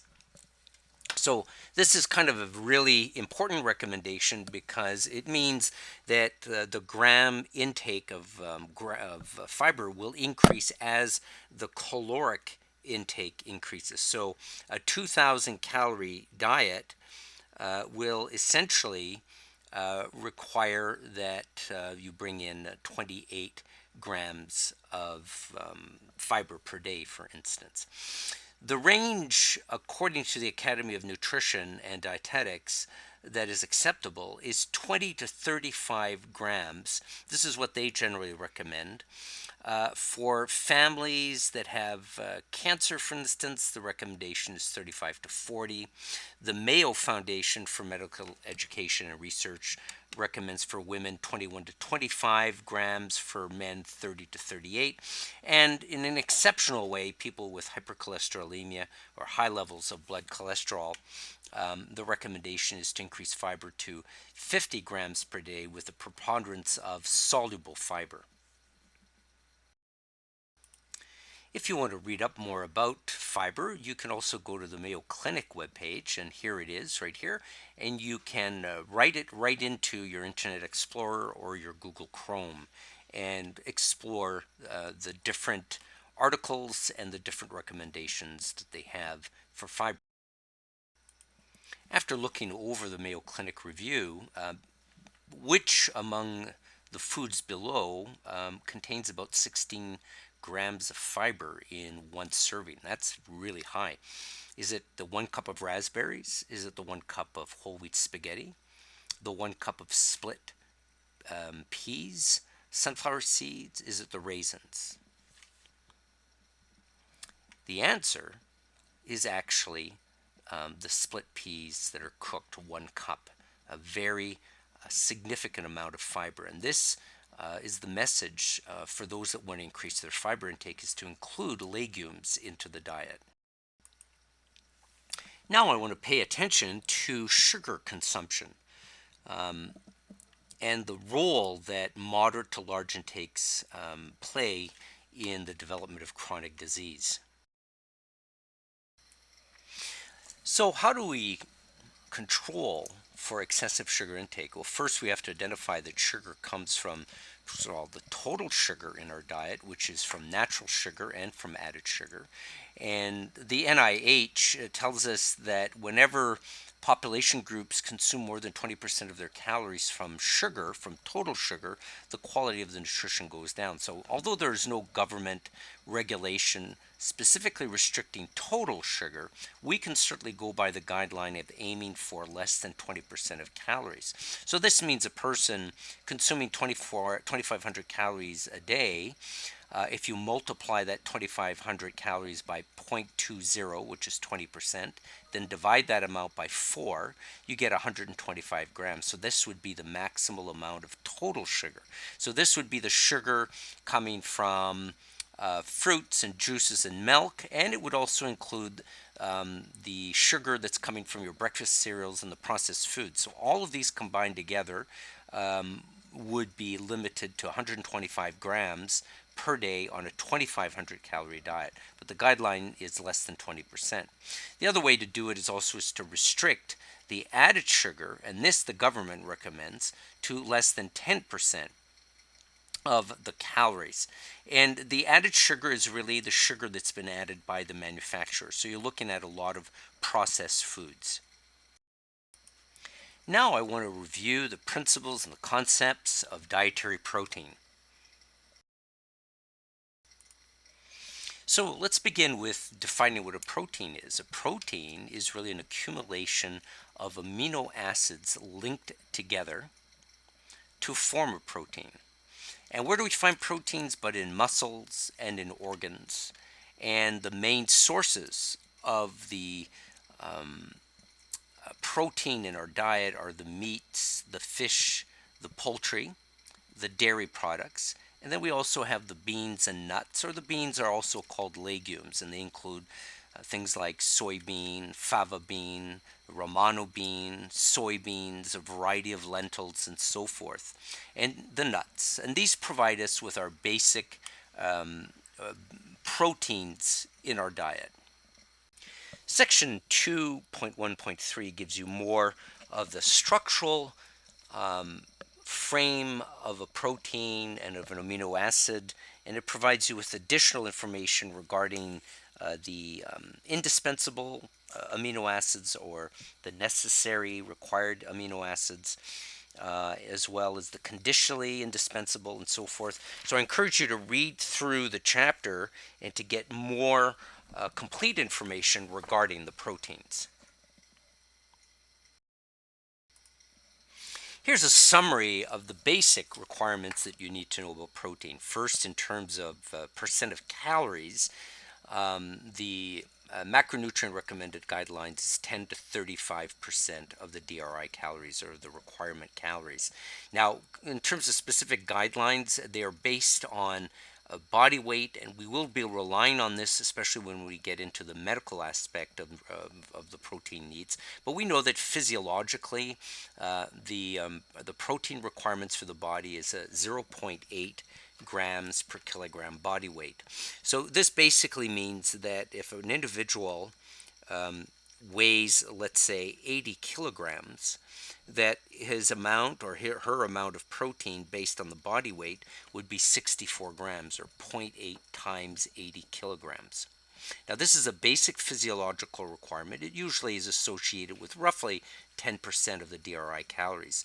But when it comes to the need for higher activity, the guidelines suggest anywhere between 1 to 1.5 grams per kilogram body weight will meet the needs of most individuals that are actually working out. And this usually is associated with roughly about anywhere between 10 to 15% of the DRI calories. The maximal allowance for protein is estimated at 2 grams per kilogram body weight. And that's for all healthy individuals, right, that even those that do a lot of sport, a lot of strengthening exercises, they shouldn't really be going over 2 grams per kilogram body weight.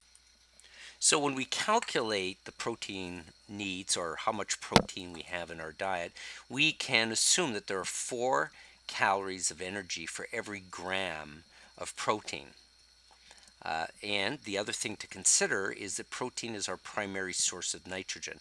And this is one of the reasons why our requirements are usually based on body weight, i.e. 0.8 grams per kilogram body weight, because when we eat protein, we have to consider the burden on the body, because we need to process that protein through our kidney, and we essentially then pee it out as urea nitrogen.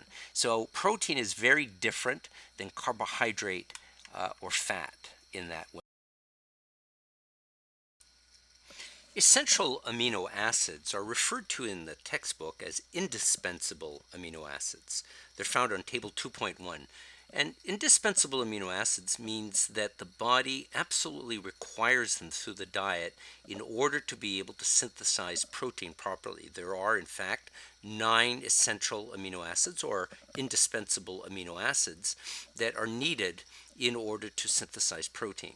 And these are leucine, isoleucine, valine, threonine, lysine, histidine, methionine, phenylalanine, and tryptophan. And they're all found here. Now, one of the things that nutritionists and dietitians should do is be able to memorize these. And I've created a sentence below to help in the memorization process. Lucy and Valerie, and all 3 lied about having met for a phenomenal historical trip. Now, this wacky sentence is actually easy to remember, and you'll see in the next slide how the names of the individuals and of the different events in this sentence are actually the beginnings of the different amino acids. Indeed, I've highlighted in red the beginning of each of the amino acids and the different events that are described. So LEU for leucine, isoleucine, Val for valine, 3 for threonine, Lide for lysine, Met for methionine, PHE for phenomenal, historical, right? PHE for phenylalanine, Hist for histidine, and Trip for tryptophan. So I expect students to memorize this sentence and to be able then to memorize the 9 essential amino acids.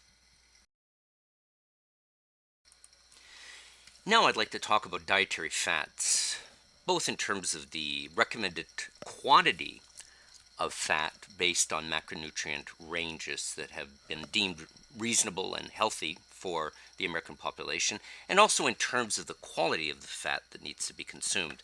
This can be further complemented by reading section 2.1.4 on lipids in your textbook. When we talk about fats, it's really a broad category that includes lipids, and they consist of cholesterol, saturated fat, unsaturated fat, and phospholipids. Um, for the most part, our understanding is that foods that are high in dietary cholesterol and saturated fats can increase the risk of heart disease.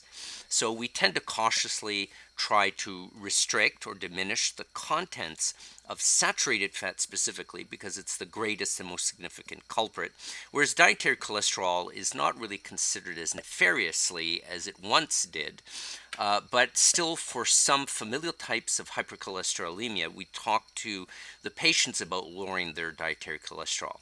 Now, foods that are high in unsaturated fat, such as vegetable oils and olive oil, can lower the risk of heart disease.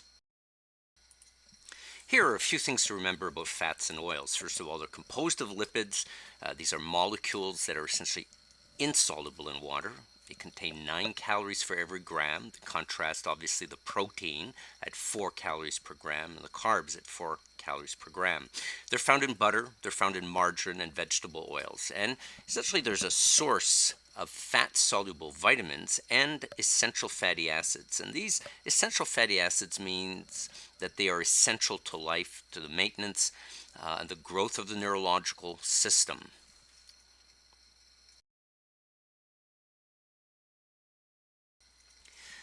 There are a lot of details on this slide, but essentially they go over the content and comparisons between oils in terms of content of polyunsaturated oils, which we refer to here as linoleic acid. Linoleic acid is the first of the essential fatty acids, and we can see it primarily very present in sunflower seed oil, safflower seed oil, corn oil, soybean oil, cottonseed oil. So very present in these. And this linoleic acid is what we call a polyunsaturated fat.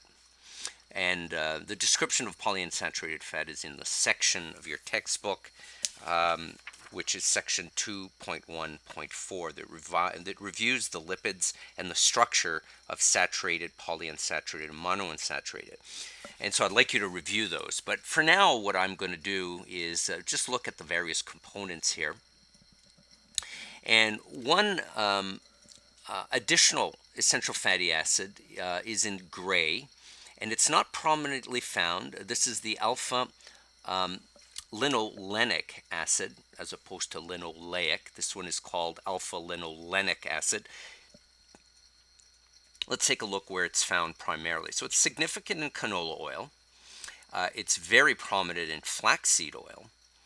And then it's prominent as well in soybean oil.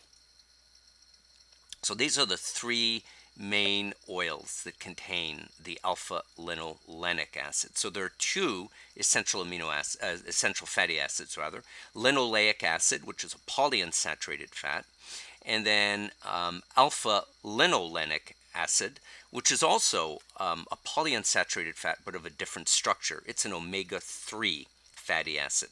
The linolenic acid, made up of polyunsaturated fats, is an omega-6 fatty acid.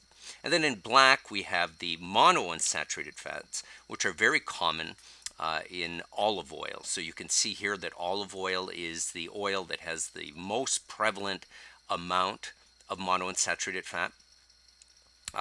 In second, we have the canola oil.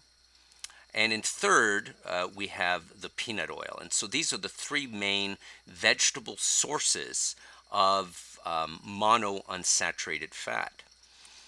We find also, very interestingly, in butterfat, a significant amount there of monounsaturated fat. And we also find it in beef tallow and in lard.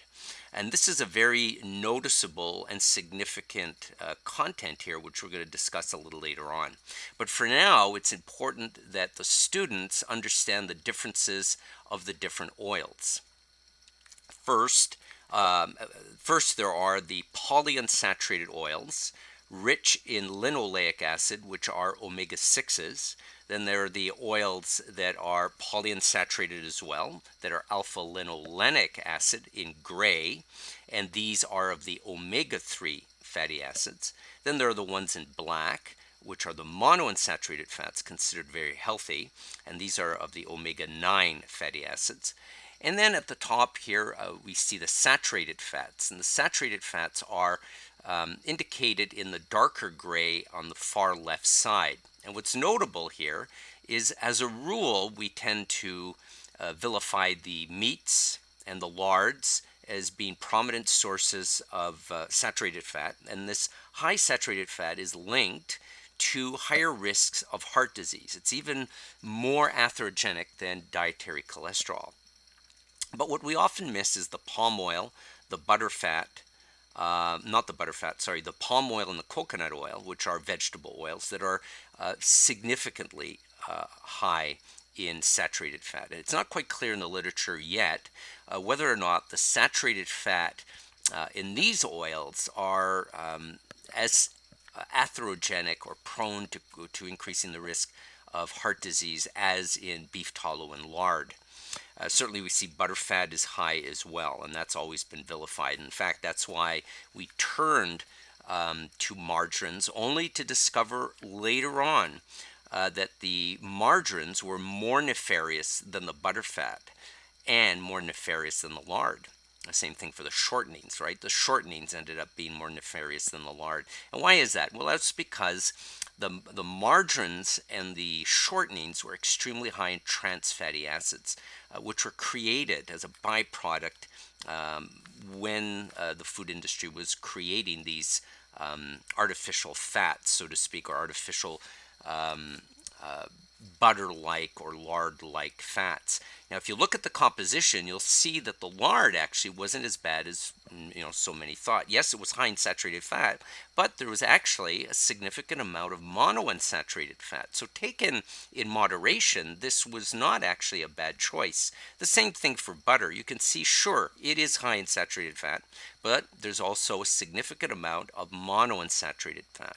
So taking both the lard and the butter fat, in moderation, by not over consuming baked products, for example, which is where they tend to be used, it can be part of a very healthy diet. Whereas now the margarines and the shortenings are looked at more nefariously.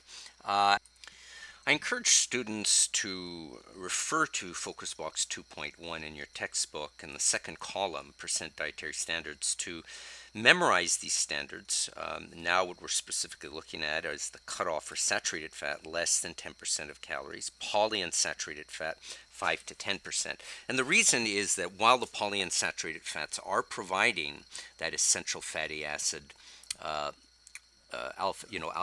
basically linoleic acid, and while the polyunsaturated fats of which is of course an omega-6, and while the polyunsaturated fats of the omega-3 category are providing alpha linolenic acid, these are very important. The polyunsaturated oils are essentially limited to about 10%, because there is some concern that high levels of polyunsaturated omega-6 fatty acids have a tendency to become pro-oxidants. In other words, bringing higher levels of oxidative stress and microinflammation to the body. Many cardiovascular researchers are suspecting that the high level of polyunsaturated omega-6 fatty acids in our diet are responsible for this microinflammation, which is actually part of the etiology of heart disease.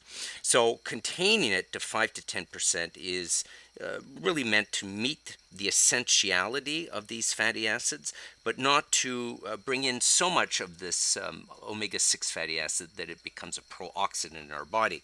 Now, the reverse, of course, for the omega-3s is very clear. The omega-3s are anti-inflammatory, so oils that are high in omega-3s, notably the flaxseed, notably the canola oil and the soybean, are really to be encouraged, in addition, of course, to the oils that come from certain types of fish high in omega-3s. These are protective against heart disease.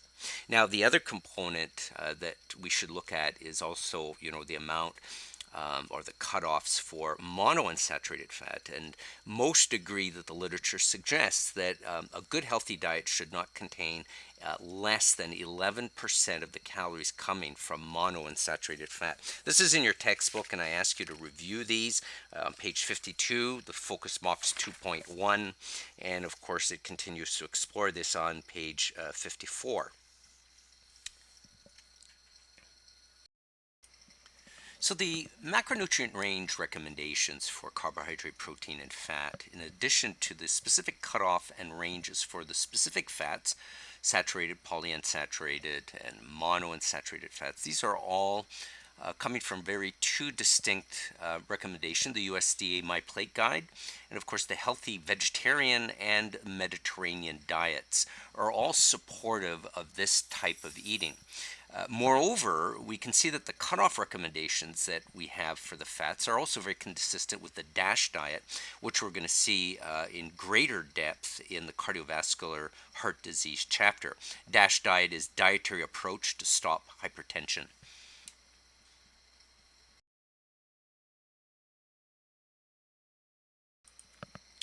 The 2015 Dietary Guideline for Americans had key principles for long-term health. We're just going to review them here. They should be part of what you understand is important in nutrition guidance. So first, maintenance and achieving a healthy weight by making wise selections in food and beverage choices that are high in nutrient density in order to diminish the risk of chronic diseases. So this is actually a very important focus. Limit the intake, the caloric intake, and ingest nutrient-dense foods that are consistent with My Plate. So a lot of fruits and vegetables and so forth. Significantly reduce the intake of foods that are high in sugar, saturated fat, sodium, and make healthy beverage choices. In other words, really stay away from processed foods that tend to be high in the saturated fat, the sodium, and the sugar, and stay away from soda pop. Shift food and beverage choices away really from the less healthy ones towards really healthy choices, which really is a very soft way of saying embrace diets that we know are very healthy. The Mediterranean diet, also the Oriental diet, for instance. Promote healthy eating in schools, in the workplace, in community centers, in churches. So be part of that community that encourages an extension of healthy eating habits in the home, bring them into the community, and really teach the children early on to stay away from the fast food and the junk food. So a lecture on healthy eating wouldn't be complete unless we dedicate some time to understanding dietary reference intakes, or what we refer to as the DRIs. Let's begin now with the understanding of what exactly is a dietary reference intake, a DRI. Well, a DRI really encompasses the dietary reference intakes for nutrients and also for energy, and for the macronutrients that we talk about, the recommended macronutrient ranges, right, or the acceptable macronutrient range distribution. So this encompasses all of the DRIs. Now, when we look specifically, we can see that within the DRIs for nutrients, we have the estimated average requirements, the EAR. We have the recommended dietary allowance, RDA. We have adequate intakes, the AI, and we have the tolerable upper intake levels, the UL. Now let's take a look at each of these so we have a better understanding. So I've outlined here the 4 DRIs for nutrients that I just spoke about: the estimated average requirement, EAR, recommended dietary allowance, RDA, adequate intake, AI, tolerable upper intake level, UL. So we're going to take a look at all of these. It's important for students to acquire certain mastery of understanding of what these various DRIs mean and how they can be used.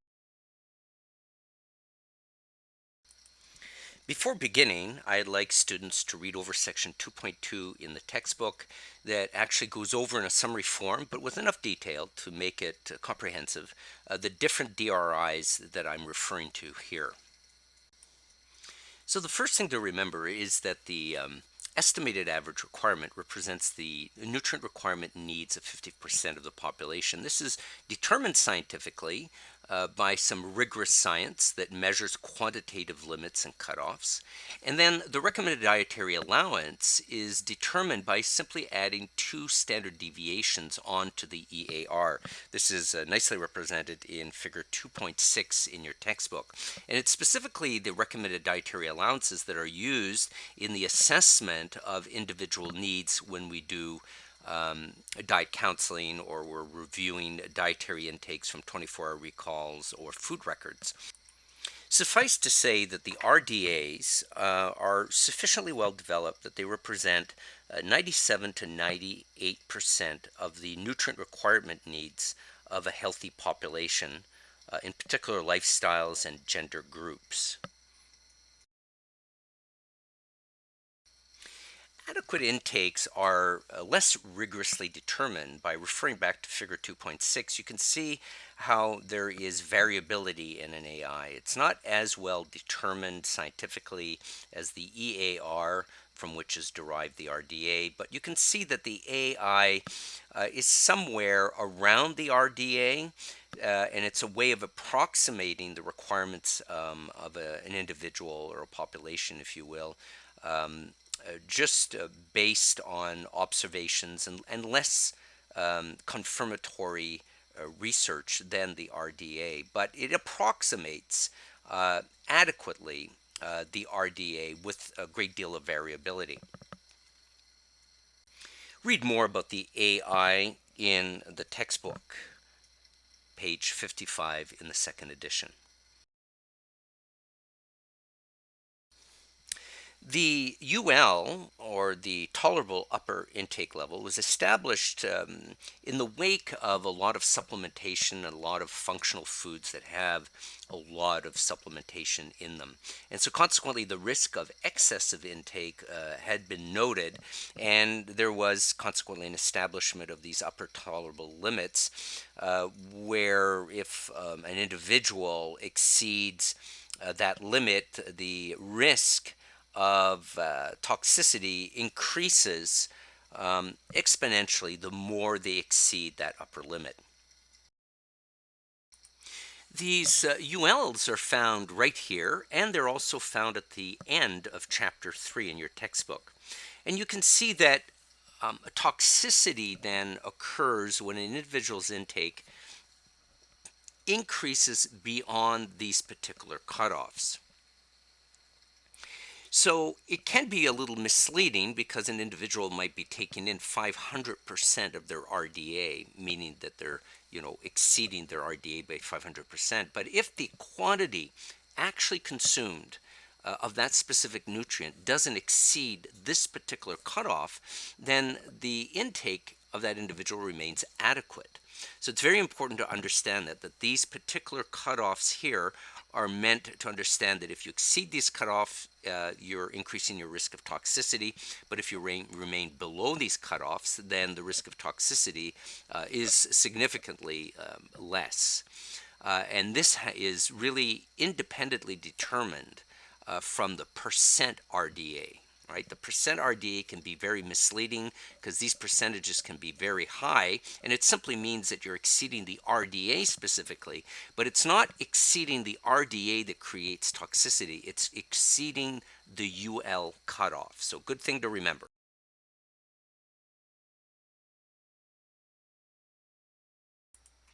So what can we conclude from this? Well, that it is actually safe to eat nutrients between the RDA all the way up to the UL. The risk of toxicity is absolutely minimal. The moment that we cross the UL, we increase our risk of toxicity, and that risk increases exponentially the more we exceed the UL. Now I want to take a few moments and introduce you to the principles behind assessing a human diet. So I want to go over the principles here of what constitutes a risk of deficient nutrients. First of all, the macronutrients. When are they suboptimal? Well, consider the healthy macronutrient ranges. Carbohydrates have a healthy macronutrient range of 45 to 65% of DRI calories. And I'd like to stress DRI calories because these particular standards are not established based on what someone eats, but really based on what their requirements are. Protein 10 to 35 and fat 20 to 35. So a suboptimal intake of carbohydrates is when you're less than 45. For protein, it's when you're less than 10, and fat is when you're less than 20% of the DRI calories. Now let's take a look at the micronutrients. The probability approach developed by George Beaton from the University of Toronto explains that when the micronutrient intake of an individual is less than 66% of the RDA, it increases the risk of micronutrient deficiency.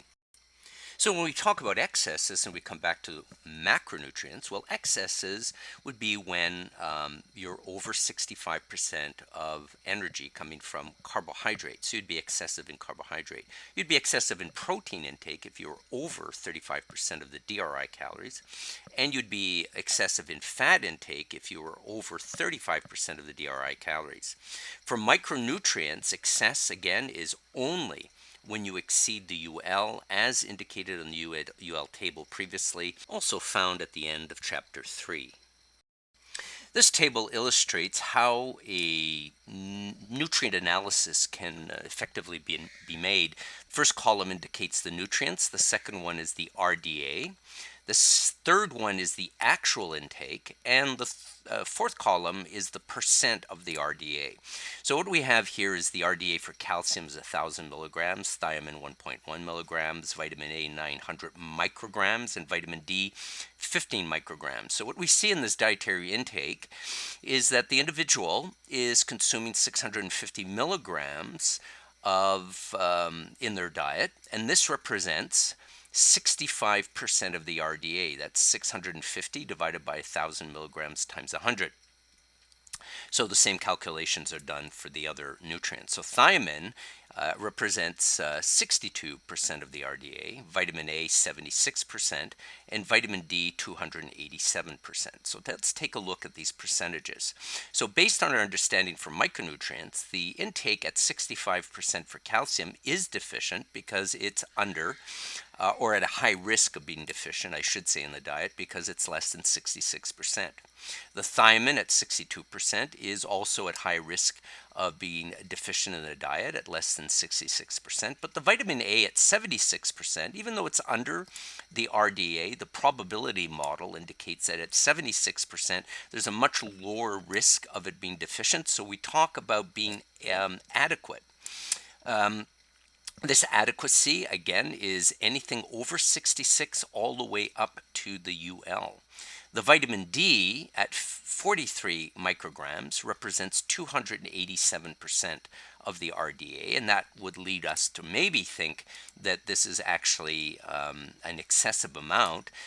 But if you consult the UL table at the end of chapter 3, you'll see that 43 milligram or micrograms is still under the 50 microgram cutoff for the UL. So even though it's 287%, it's still adequate because that intake of 43 micrograms is still under the cutoff for the UL for that particular nutrient.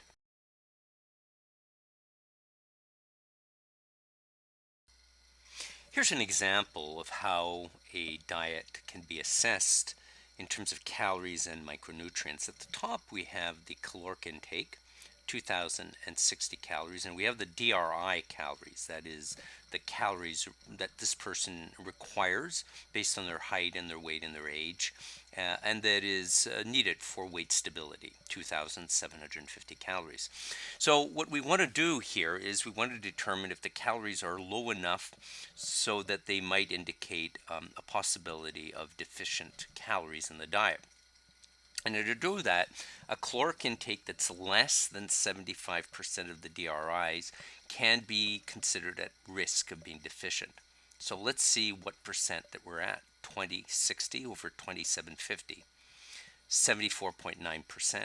This is indeed less than 75%, so we can put D here as deficient.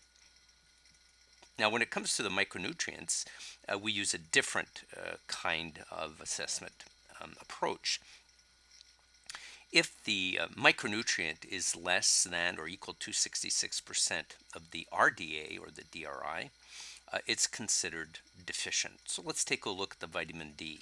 3.4 micrograms and the DRI is 15 micrograms. Well, let's check the percent. 3.4 divided by 15 times 100, 22.67. 22.67% is indeed less than 66% of the DRI. This means that this individual runs a high risk that their dietary intake might be chronically deficient. So we put a D. Let's take a look at vitamin E. 11 milligrams is the intake. The DRI is 15. 11 over 15 times 100, 73.33%. Now, one might be prompted to say, well, the percent is indeed less than 100%, which means it's clearly under the RDA, so shouldn't it be deficient? Well, we're using the probability model of Dr. Beaton out of the University of Toronto that indicates that given the variability in intake, some days we get high intakes, other days we get low intakes, and statistically what appears to be significant is when that low intake as an average is less or equal to 66% of that DRI, it's at a high risk of deficiency. So at 73%, we could essentially say that the intake is adequate. Thiamine, 3.4 to 1.2. Here, we're consuming 283.33% of the RDA. We would be prompted to say, well, this person's intake might be excessive. But remember, the only way to determine the excessive nature of a nutrient is to look at the ULs, which were found on the slide previously and at the end of chapter 3 of your textbook. And you can see that when you look at the list of ULs, of upper tolerable limits, thiamine is nowhere to be found. Any nutrient that isn't found in that list simply means that no one has ever been able to determine a toxicity level. So this means that regardless of the percentage and regardless of the intake, 3.4, this thiamine intake can only be essentially categorized as insufficient or deficient if it's under 66% of the DRI, or it could only be assessed as adequate, but certainly it can't be assessed as excessive. Vitamin C, 1300 milligrams, 90 milligrams. Well, now we've got another example. So here, the percent looks outrageously high, 1,444% of the DRI. One would be prompted to say, oh, this has got to be excessive. But again, going back to the UL table, you'll see that the UL for vitamin C is not 1300. In fact, 1300 is well below. So this means that this nutrient can also in this case be categorized as adequate. Now I want to add one more thing in regard to excesses in terms of calories. We were able to see for deficiency that if it's less than 75% of the DRI, then it would be called deficient. But for calories to be excessive, it's got to be greater than 25% over the DRI. To make it easy, let's do one calculation, for example, just to set the record straight. So if the DRI is 2,750, we simply multiply that amount by 1.25, and that tells us that the upper cutoff for what is excessive is 3,438 calories. So if somebody's intake is greater than 3,000, or if this person's intake, I should say, is greater than 3,438, then we could say that their intake is at a high risk of being considered excessive. Another aspect of a nutrient analysis that you must know is also the macronutrients. Again, we've spoken about this earlier, but here's a reminder. What is it that you need to know cold are the recommended macronutrient ranges for carb, protein, and fat. These you must know absolutely without hesitation. In addition, you need to know the polyunsaturated range is of 5 to 10% of DRI calories. Again, the carbohydrates, it's 45 to 65% of the DRI calories. Same for the protein and the fat. Notice that I say DRI calories and not actual calories. Indeed, when you're measuring a person's standards by which you're going to compare their carbohydrate intake, you don't use what they eat, you use what they should eat. And this establishes the standard. Then you can measure what they eat and say whether or not the carbohydrates that are consumed in their diet is within this standard. But the standard that we're talking about in grams is derived from these percentages here using the DRI calories or the recommended calories. Same thing for the polyunsaturated fats. To meet the healthy standards, the polyunsaturated fat should be 5 to 10% of the DRI calories. The monounsaturated fats equal to 11 or greater, right, all the way up to 20% of the DRI calories. Saturated fat less than 10% of the DRI calories, and total sugar less than 20% of the DRI calories. So now for an example, let's look at what we would do if a person's DRI calories were 2,350 calories. So the goal then would be to change these healthy eating standards in column 2 into gram equivalencies, because essentially it would be easier then to compare the actual intakes, because the actual intakes when recorded by computer analysis will also be in grams. So it's best if you take your calculators out and follow along with the calculations. So I'll do the first one with you. Carbohydrates 45 to 65%. And so what are we looking at is 45% of 2,350 and 65% of 2,350. In that manner, we can set up the gram range of carbohydrates for healthy eating. So now if we do the multiplication, 2,350 multiplied by the lower range of 0.45 or 45%, this gives us 1,058 calories. We divide that by 4, again, because there are 4 calories for every gram of carbohydrate, and the lower range should give us 264 grams. Let's do the upper range. 0.65, because that's 65%, times 2,350.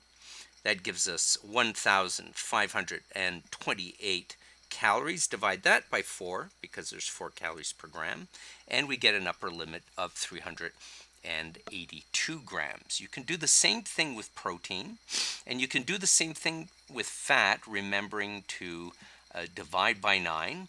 And you can do the same thing with the polyunsaturated, monounsaturated, and saturated fats, remembering that these are all fats. So when you're doing the division, it's important to divide by 9. Now, when we do sugar, sugar, of course, is a carbohydrate. So sugar has 4 calories for every gram. So this means the calculation goes as follows. 0.2, which is 20%, times 2,350, and divide that by 4, and we get 117.5 grams, which could be rounded up to 118 grams. So it's less than 118 grams per day in total sugar, which is the goal for healthy eating. Now we can actually input the actual computer analysis of the diet, and we can see that in column 3. 282 grams of carb, 130 grams of protein, 64 grams of fat, and so forth all the way down. And on the 4th column, we're going to assess whether it's adequate, suboptimal, or excessive. So A for adequate, S for suboptimal, E for excessive. So if we look at the carbohydrates, we can see it's very easy, because now we've got our standards in the 2nd column in grams, and we have our computer analysis generating our intake, our actual intake in grams. So if we look at it, we can see that at 282, we're clearly between 264 and 382, so we get an A for adequate for carbohydrates. Protein, 59 to 206 grams, and at 130 grams, clearly in between the range, so it's adequate. The fat at 52 to 91, at 64 grams, that is also within the range. Consider that as adequate. What about the polyunsaturated fats? Well, 5 to 10% of the calories amounted to 13 to 26, but that person is only consuming 9 grams, not within the range. Actually, it's under the lower end, which is the 5%, which is 13 grams. So because of that, this person's intake is suboptimal. What about the monounsaturated fat? It's 11% or greater all the way up to 20%. That's 29 to 52 grams. So at 20 gram intake, that person's intake is clearly below the 29. Again, monounsaturated intakes are suboptimal. Saturated fat is less than 26 grams, which is less than 10% of the DRI calories, if you remember. This person's intake is 35 grams, clearly over that cutoff. Consequently, we can say that this person's intake is excessive. What about total sugar? Cutoff is less than 118 grams. Person's consuming 126. Intake is clearly excessive. Now, there's another way of looking at I would say the cardiovascular risk. It's called the PS ratio, or more appropriately, the P and MS ratio. That is the polyunsaturated monounsaturated divided by saturate ratio. So if we do this, we can get an idea of the relative proportion of the good fats, polyunsaturated and monounsaturated, relative to the bad fat, which is the saturated fat, which increases the risk of cardiovascular disease. The goal really is to bring this ratio greater than 1, and that means that there'd be a greater proportion of polyunsaturates and monounsaturates relative to saturated. So let's take a look. So if we do this, it's 9 grams plus 20 grams divided by the saturate 35 grams. And so we have a ratio of 0.83, which indicates that this is actually a poor ratio. It's under 1. It is likely to mean that the risk of cardiovascular disease is higher. The ideal is greater than 1. So we do have this ratio to give us some understanding to the proportionality and the quality of fat and what they represent with respect to the risk of cardiovascular disease. So having established the significance of the P-MS ratio, I'd like to add some perspective to it. Is it possible, do you think, that a person could still end up with an ideal ratio but still be at risk of cardiovascular disease? So the answer is yes. Let's take, for example, the following calculation. Let's stay with our 9 grams of poly and the 20 grams of monounsaturated fat. So we end up with 29. And now let's take a look at our saturated fat. And if our saturated fat is, for instance, at 27, let's look at the ratio. 29 divided by 27 gives us 1.07. That indicates that we are proportionally, it would seem, at better or higher, at good risk or low risk of cardiovascular disease. But when we actually look at the amount of saturated fat at 27, we are clearly above the saturated fat cutoff. So even though the ratio indicates a positive 1 greater than 1 risk, or greater than 1 ratio indicating low risk, the fact that the absolute values of saturated fat are greater than the cutoff supersedes what the ratio reveals to us and helps us to confirm with the patient that they are still dietarily consuming too much saturated fat. All right, so here's a recap. What's the PS ratio? It's the measurement of the proportion of good and healthy fats relative to the proportion of unhealthy fats. Which are the good fats? Monounsaturated fats tied to olive oil, oleic acid, and the Mediterranean diet. The polyunsaturated fats, the omega-6s, in addition to those that are called the omega-3s. These are all polyunsaturated fats. Unhealthy fats, saturated fats, and the trans fatty acids. So what is the ratio? It's the grams of monounsaturated fat plus the grams of polyunsaturated fat divided by the grams of saturated fat.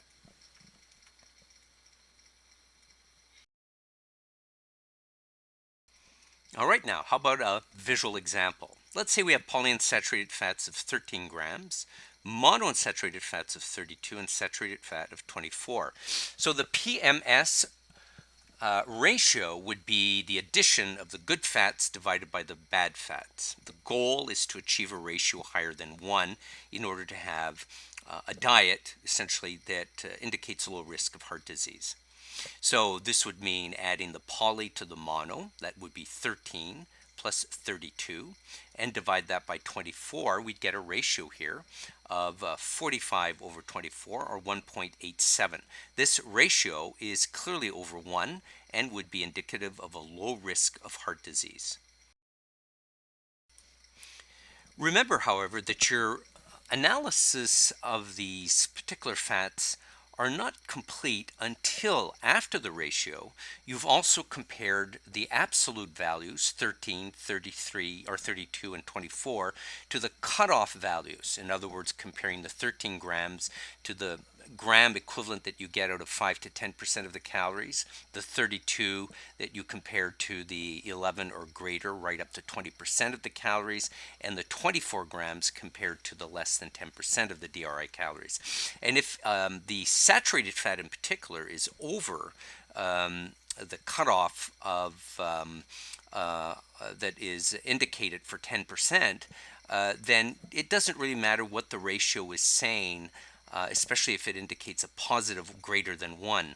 Because the saturated fat is over the cutoff, you still have to conclude that the patient is at risk dietarily of a diet high in risk of cardiovascular disease. Now, while it is clear that we discourage low intakes of nutrients, because we often call these situations suboptimal when it comes to key, important, and significant nutrients, we have to point out that there are nutrients for which the idea of being low is actually good. Dietary cholesterol, for example, less than 300 milligrams, is really a good thing. The goal here is not to reach 300 milligrams per day, it's to be under 300 milligrams per day. The same thing for saturated fat. The goal is to be under 10%, not to reach 10%. Trans fatty acids, the byproduct of hydrogenation, the products that we see in margarines and shortenings, the goal here is less than 1% of the DRI calories. Sodium, less than 2,400 milligrams per day based on the FDA guidelines. And here again, the goal is not to reach 2,400 milligrams, but really to stay under it. Same thing for sugar. We're not trying to reach 20% of our calories in sugar. We're trying to stay as low as we can under the total sugar cutoff. Added sugar, the government tells us, should be less than 10% of the DRI calories. And again, the added sugar is clearly the sugar that is found in manufactured goods. When we talk about total sugar, just as a matter of a recall here, total sugar includes all the natural sugars found in fruits and vegetables, in milk, in addition to the added sugar that's found in processing. Whereas added sugar is strictly tied to or associated with the sugar that has been added by the manufacturer who produces the food. So this is an exercise assessing a person's sugar intake. So if a man who requires 3,450 calories a day, remember these are the DRI calories, and if he consumes a total sugar intake of 175 grams, the question is, well, can you determine whether or not he's consuming excessive or adequate amount of sugar? Very quickly, The 20% cutoff is what you've got to remember. So 0.20 times 3450. Divide that by 4, and you get 173 grams per day as the cutoff. He's consuming 175, so the patient is clearly exceeding his cutoff, so his intake is unhealthy, or in other words, excessive. Part of assessing a person's nutrient intake also involves understanding the nutrient density of that person. In other words, the milligrams of nutrients per individual calorie. So, for instance, if your patient's consuming 300 milligrams of calcium in 1 cup of milk, which contains 125 calories, what is the nutrient density? Well, it's 300 milligrams, the quantity of calcium, found in the number of calories in that 1 cup, 125.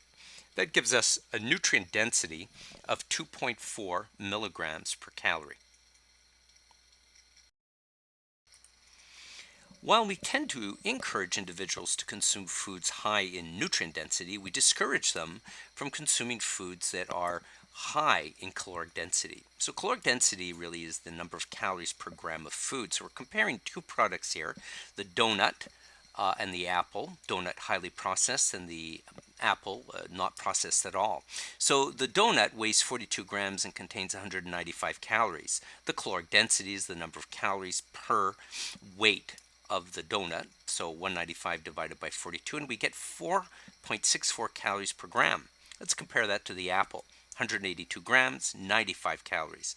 If we do the caloric density, 95 calories divided by 182, we get 0.52 calories per gram. We can clearly see that the unprocessed fruit contains significantly less calories per weight. And this is really typically seen in all vegetables and fruits, and is a lesson for us, right? When we want to understand, where are the calories coming from? Well, they're coming from the processed foods that have virtually significant amounts of calories per individual weight.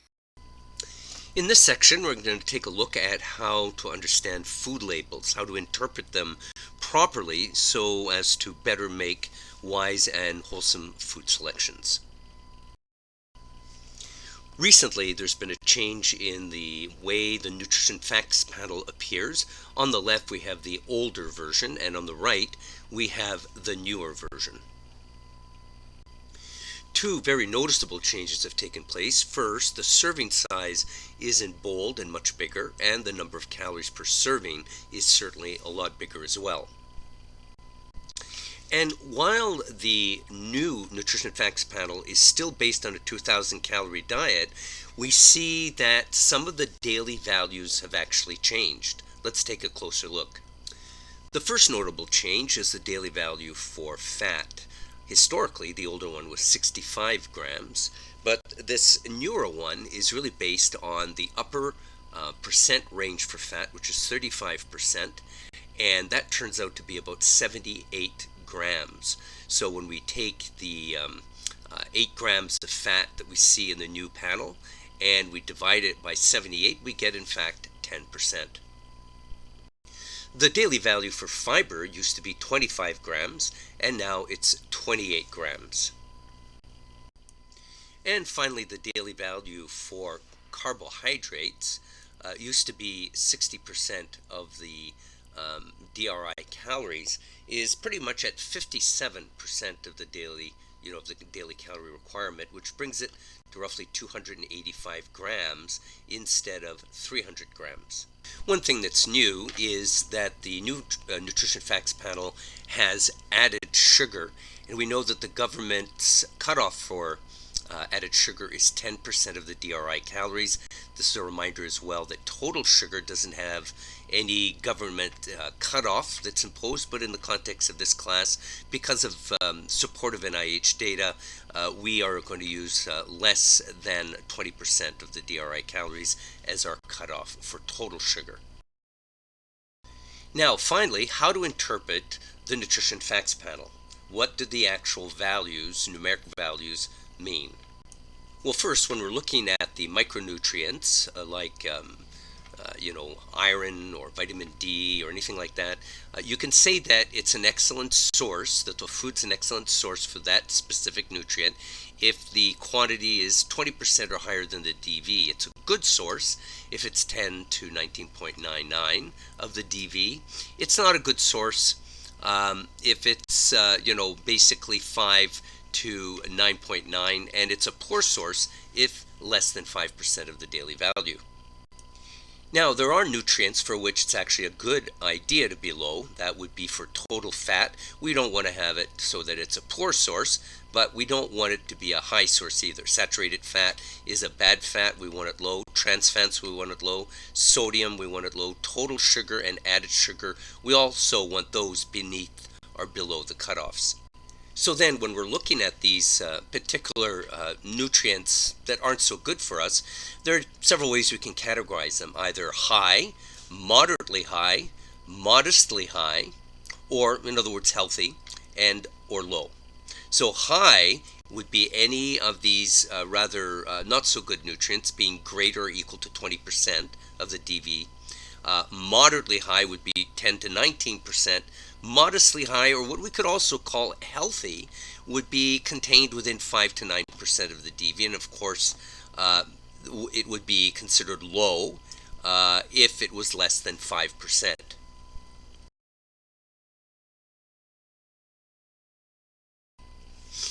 All right, so in summary, this is what we see on the new nutrition facts panel. First of all, the serving size is a much larger print, so is the calories per serving. And we know that the daily values have actually changed for some of them. Here are the highlights. So carbohydrates went from 300 grams to 285. Total fat went from 65 to 78 grams. And fiber went from 25 grams all the way up to 28 grams. The FDA has established new rules to guide manufacturers in their labeling of food, specifically whether or not a food could be labeled as healthy. So here are the new guidelines for foods to be labeled as healthy. They must not be low in total fat, but have a fat profile makeup that is visible on the label, that predominantly shows the monounsaturated fats and the polyunsaturated fats, and the combined addition or summation of these two fats must be more than the amount of saturated fat. So in other words, the PS ratio must be greater than 1. Second, or they can contain at least 10% of the daily value per reference amount customarily consumed of potassium or vitamin D. So that makes them good sources of vitamin D or potassium. So next, I'm going to review some key calculations. It's important to know these cold. That basically means that you're able to do them without hesitation and with great fluidity, minimizing, of course, any errors that you would do because you've practiced them repeatedly. So I encourage you to practice these calculations so that you become very proficient at executing them. So before beginning, I'd like to remind you of the importance of being able to transform your given information regarding height and weight into the metric system, because a lot of these formulas use the metric system, not the imperial system. So it's important to know these cold. But I will highlight in this list the ones that you absolutely need to know. First, you need to know that 1 pound is equal to 454 grams. Memorize this. Memorize as well that 1 pound is also equal to 0.454 kilograms. That 1 kilogram is equal to 2.2 pounds. And that 1 inch is equal to 2.54 centimeters, or that 1 inch is equal to 0.0254 meters. So it's important that you have this memorized so that you can then execute these equations with greater fluidity and ease. So here's one example where the metric conversion is very important. So you have a man or patient, a client at 189 pounds, and you're about to plug his weight into the formula for establishing his resting energy expenditure. But that formula requires the weight in kilograms. So what do? You convert the weight in pounds right into kilos. How do you do that? Well, 1 pound, if you remember, is 454 grams, or to make the conversion faster, 0.454 kilograms.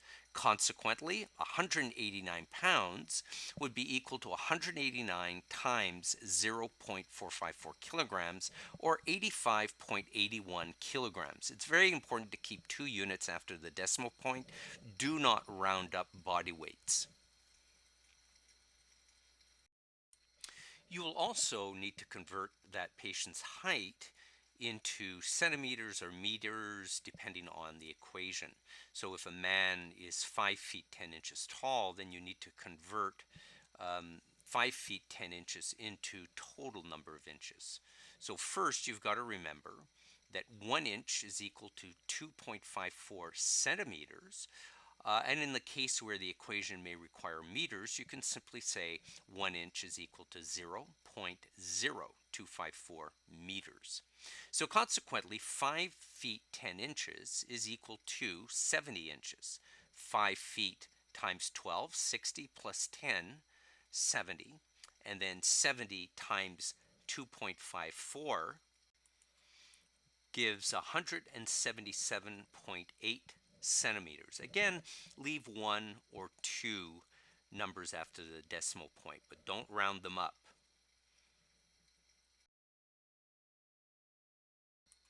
Here's a little problem to help you work with the decimal points. So if a man weighs 189 pounds, what would his weight be in grams? Now, grams would be an unusual unit to use for weight. It's usually kilograms. But I'm using grams here to see if you know how to use the decimal points. So I'll let you work on this and reveal the answer on the next slide. All right, the correct answer would be D. Now let's take a look at how this particular calculation was done. If we take the 189 pounds, we multiply it by 0.454, as we previously indicated, to get the kilogram weight, we get a kilogram weight of 85.81 kilograms. We know that 1 kilogram is equal to 1,000 grams. So then 85.8 times 1,000 gives us 85,806 grams. So that turns out to be D. Now let's do a similar calculation using height. So if we have a man whose height is 5 feet 7 inches, what would it be in centimeters? So I'll pause here and indicate the answer on the next slide. The correct answer would be 170.18. So again, the thing to remember is that 1 inch is equal to 2.54 centimeters. So we need to calculate the number of inches in 5 feet 7 inches. So that's 67 inches. 5 times 12, 60, plus the 7 inches, 67. 67 inches times 2.54 centimeters per inch gives us 170.18 centimeters. Let's try another one. A woman who is 5 feet 10 inches tall would be how many meters tall? Again, always remember that 1 inch is equal to 2.54 centimeters, or 1 inch is equal to 0.0254 meters. So 5 feet 10 inches would be 70 inches. And since 1 inch is equal to 0.0254 meters, we would just multiply 70 times 0.0254, and we would get 1.78 meters. So the correct answer would be B. Well, now I'm reintroducing percent calculations as I did at the beginning of the course. So now I want you to calculate the percent fat calories in a slice of pie. If the slice of pie contains a total of 350 calories, and if there are 32 grams of fat per serving, what percent of the calories are coming from fat? I'll pause the video here, calculate your answer, and I'll reveal it on the next slide. The correct answer is 82.28%. How did I calculate it? Well, there's 32 grams of fat, so we'll get the fat calories by multiplying 32 by 9, and that's 288. And the one slice of pie had 350 calories, so we divide that amount by 350 calories, and we get 82.28%. Let's do another problem. If your diet contains 300 grams of carbohydrate, identify how many calories would come from carbohydrates. Now this one is relatively easy since we know that there are 4 calories for every gram of carbohydrate, and since there are 300 grams, the answer would be C, 1200 calories. So let's try this problem. If a hamburger patty weighing 2 ounces contains 14 grams of protein and 16 grams of fat, how many calories or kilocalories are in the patty? So the answer will be dependent on you acknowledging that calories come, in this case, from protein and from fat, and that there are 4 calories for every gram of protein, 9 calories for every gram of fat. So now it's a matter of identifying correctly what the calories and or kilocalories are in this patty. So let's do the calculations. First, we do the protein calculation. We have 14 grams times 4. So we have 56 calories coming from protein, 16 grams of fat. So that means that we have 144 calories coming from fat, plus the 56 from protein gives us 200 kilocalories. But we also know that there are that 1 calorie or 1,000 calories is found in 1 kilocalorie.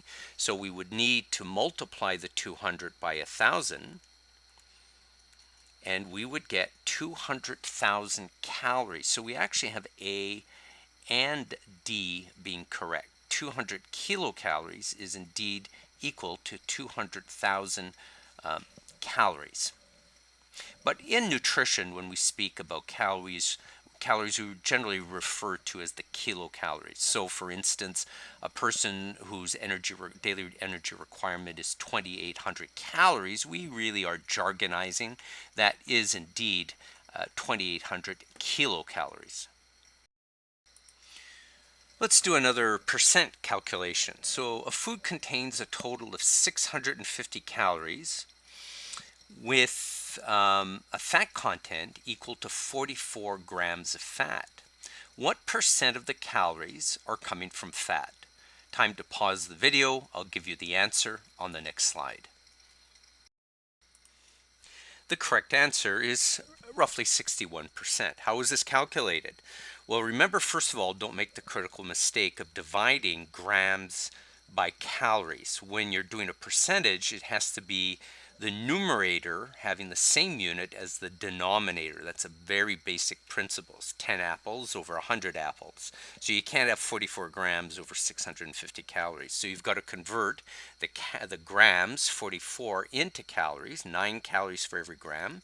So we have 396 fat calories, and we divide that by the total, which is 650, and multiply it by 100, and we get 61%.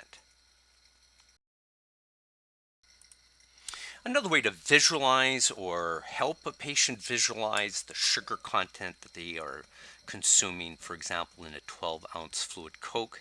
So if we look at the ingredients, and there's 39 grams of sugar, a good way to use to help the patient understand how much they're actually consuming in sugar is to convert the grams into teaspoons. And so what we understand is 1 teaspoon is equal to 4 grams of sugar. So this is very important to remember because it helps in that conversion. So 39 grams then divided by 4 gives us 9.75 teaspoons of sugar.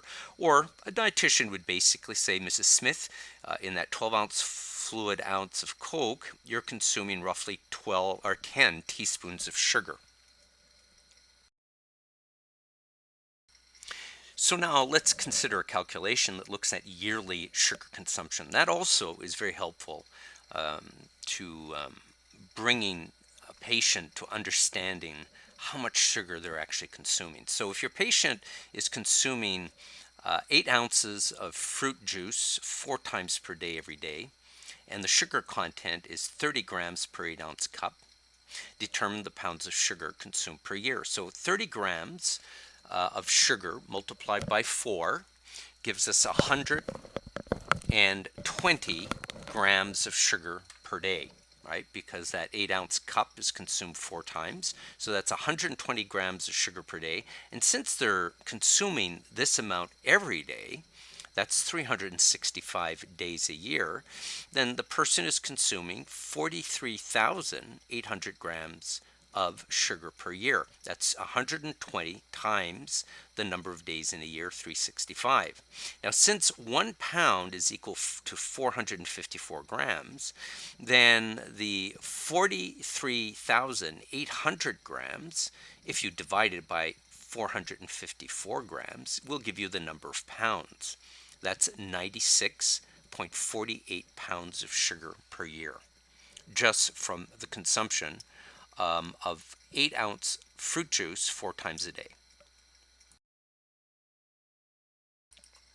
Let's do another calculation. Determine the yearly intake of sugar, but break it down into monthly intakes. So a man consumes 3 12-ounce Mountain Dews per day, containing 46 grams of sugar per 12 fluid ounces, 3 days per week.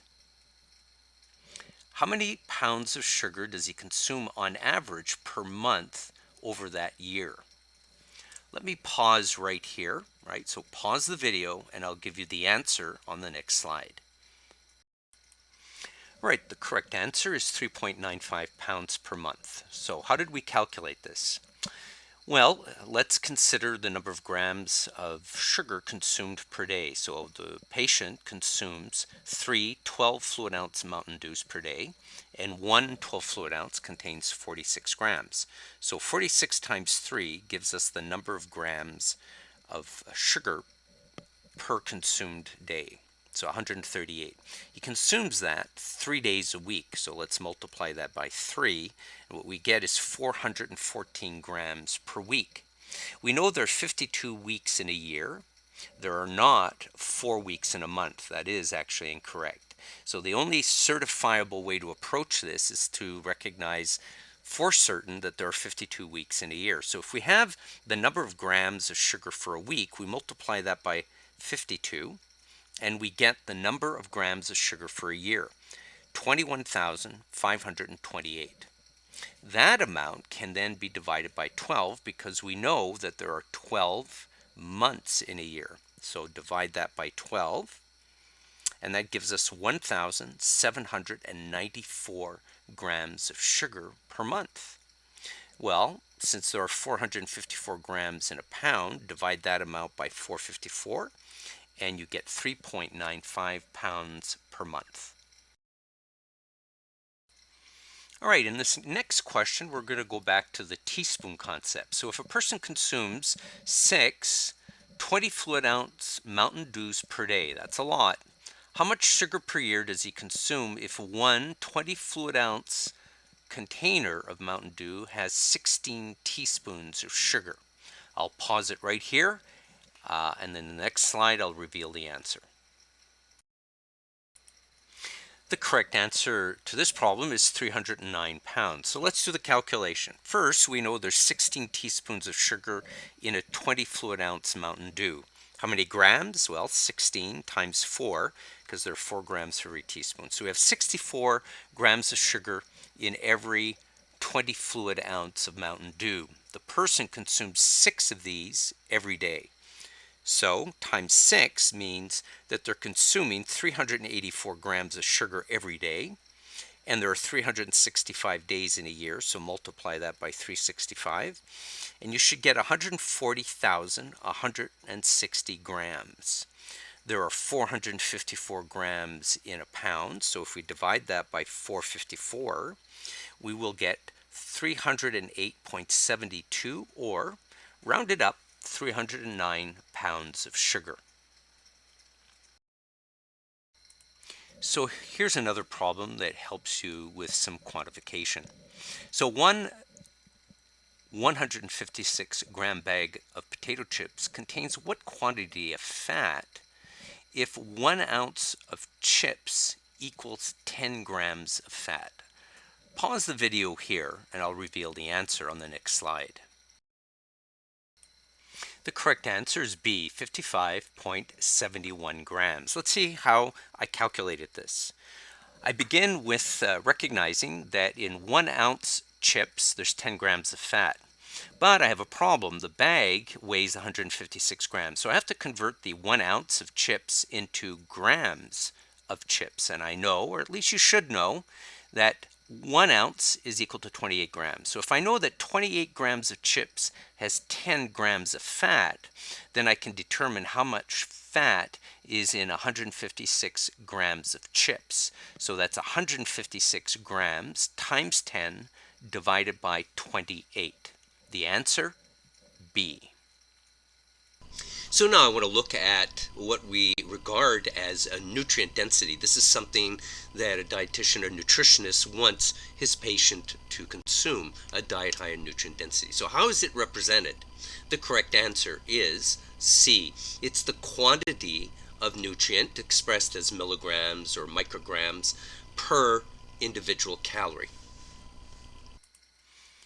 Let's do a nutrient density calculation. Calculate the nutrient density of one 156 gram fresh baked potato if the niacin content of that potato is 2.8 milligrams and the calories found in that potato is 145 calories. I'll pause here and I'll reveal the answer on the next slide. So the correct answer is 15 micrograms per kilocalorie. So let's take a look at how I calculated this. Well, first we understand that nutrient density is the quantity divided by the calories. So the quantity here is 2.18 milligrams. So we're going to divide that by the number of calories, which is 145 calories in that potato. And we end up with 0.015 milligrams per calorie. And you can see in option C that isn't the correct answer. C is 0.0015. The correct answer in milligrams would be 0.015 milligrams per calorie. So C is wrong because it's actually 10 times smaller. Now, what about 15 micrograms? Well, the idea is that the microgram is 1,000 times smaller than the actual milligram. So we would have to then multiply 0.015 by 1,000 and change, of course, the unit. So if we multiply that, 1,000, we end up with 15.03, and in this case, it would be micrograms. So it's important to have a little bit of flexibility here in terms of understanding micrograms and milligrams. So for ease, we could say, for instance, that 1,000 grams is equal to 1 kilogram. We can also add to that 1,000 milligrams is equal to 1 gram. And now to better understand this problem, we can say that 1,000 micrograms is equal to 1 milligram. This should help you to better understand the resolution of the previous problem. In nutrient counseling, while we advocate for foods of high nutrient density, we actually try to encourage individuals to eat foods of low caloric density. So, in this particular question, let's see how much you understand of caloric density. What is the caloric density of a 156-gram bag of potatoes if the total calories is equal to 836 calories? Pause the video here. I'll show you the answer on the next slide. Hopefully you remembered the definition. It's the number of calories per gram weight of the product.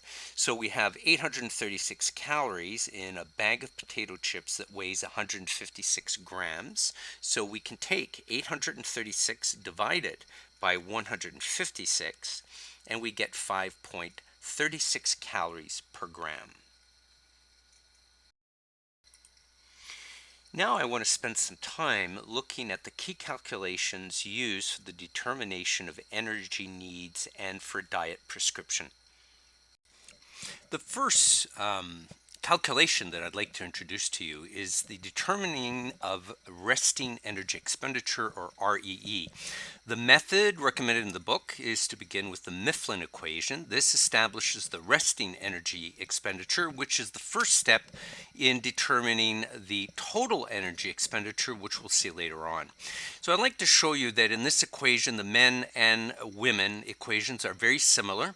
The women is 5 times the age plus 161, and for the male it's 5 times the age minus 5 in the last bracket. But aside from that, the two equations resemble each other, and you can see why we were determining the metric conversions, because in this first one for men it's 10 times the weight in kilograms. So you need to take that body weight, as we were doing previously, multiply it by 0.454 and insert it in this particular parentheses. The height is in centimeters, so height in inches times 6.25.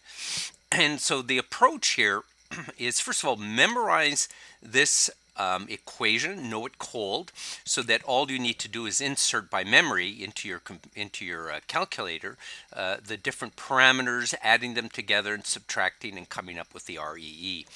When I do this in the classroom, students can eventually do this in 45 seconds. So I recommend this particular objective for you as you practice this equation to do it under a minute. Now, the REE is really the energy expended by the individual when they are in the supine or the lying down position. So it's the resting energy expenditure. So it really is measuring the energy that is used by the organs and the muscles and the brain while in a state of relaxation. Let's do an example. A 35-year-old man weighing 250 pounds with a height of 5'10". Determine this individual's resting energy expenditure using the Mifflin equation. So I have the Mifflin equation written out here. And if you've memorized it, then you will do first the conversion of the body weight. So 250 pounds times 0.454. and you get 113.5. So that 113.5, because you've memorized it, will multiply the 10, and that gives you basically 1,135. Now you can write this down quickly on a piece of paper. The next thing is 5'10", so that's 70 inches. 70 inches times 2.54 to get the centimeters, so 70 times 2.54.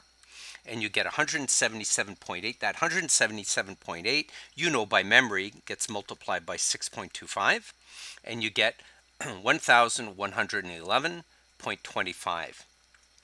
That value will then add to the 1,135 from the previous parentheses, and you will get then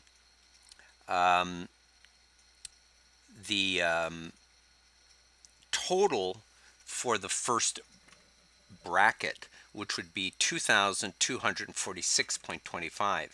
The next is to do the age, and so it's 5 times his age minus 5, and so then that value is minus 170.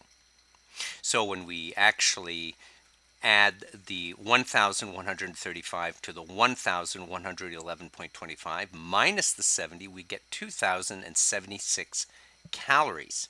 Now, this gives us the resting energy expenditure, but now in order to get the total energy expenditure, we need to multiply that by an activity factor.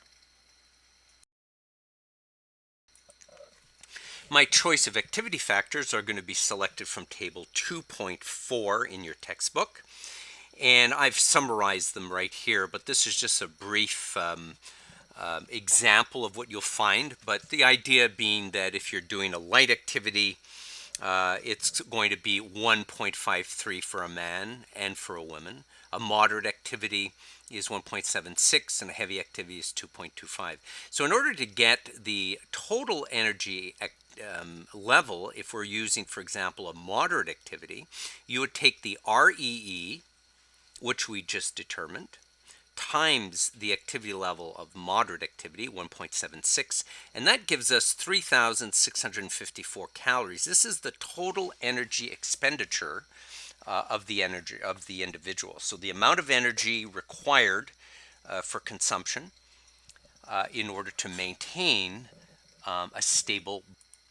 Now, the second method for determining not the REE but the TEE, and it can be done in just one equation, is called the Garrier equation. And you can see it's a little bit more complicated, so consequently I don't require that students memorize this one, but it would be a really good idea to write down on a cheat sheet the two equations for men and women.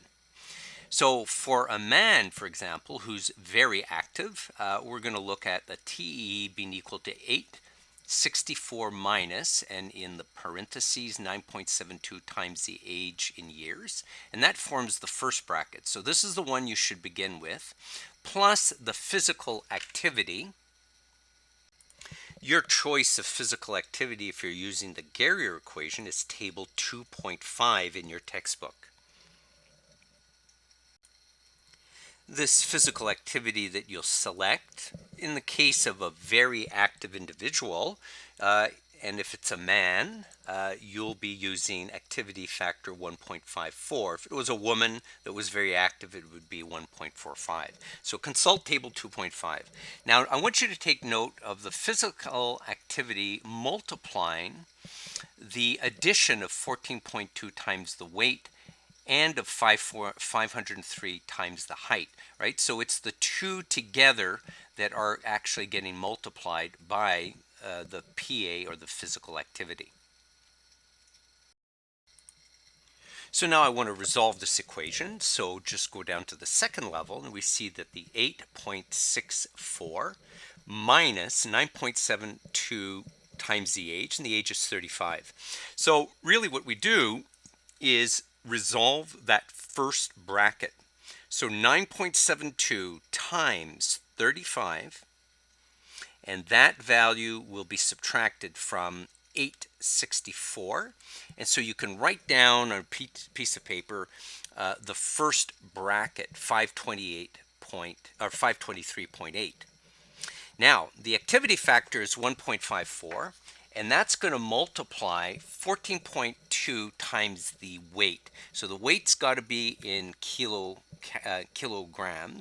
So it's 14.2 times 113.5. And then the height is got to be made into meters, not centimeters. That's 503 times 1.78. So what you're looking at is the 1.54 multiplying the summation of those two last parentheses.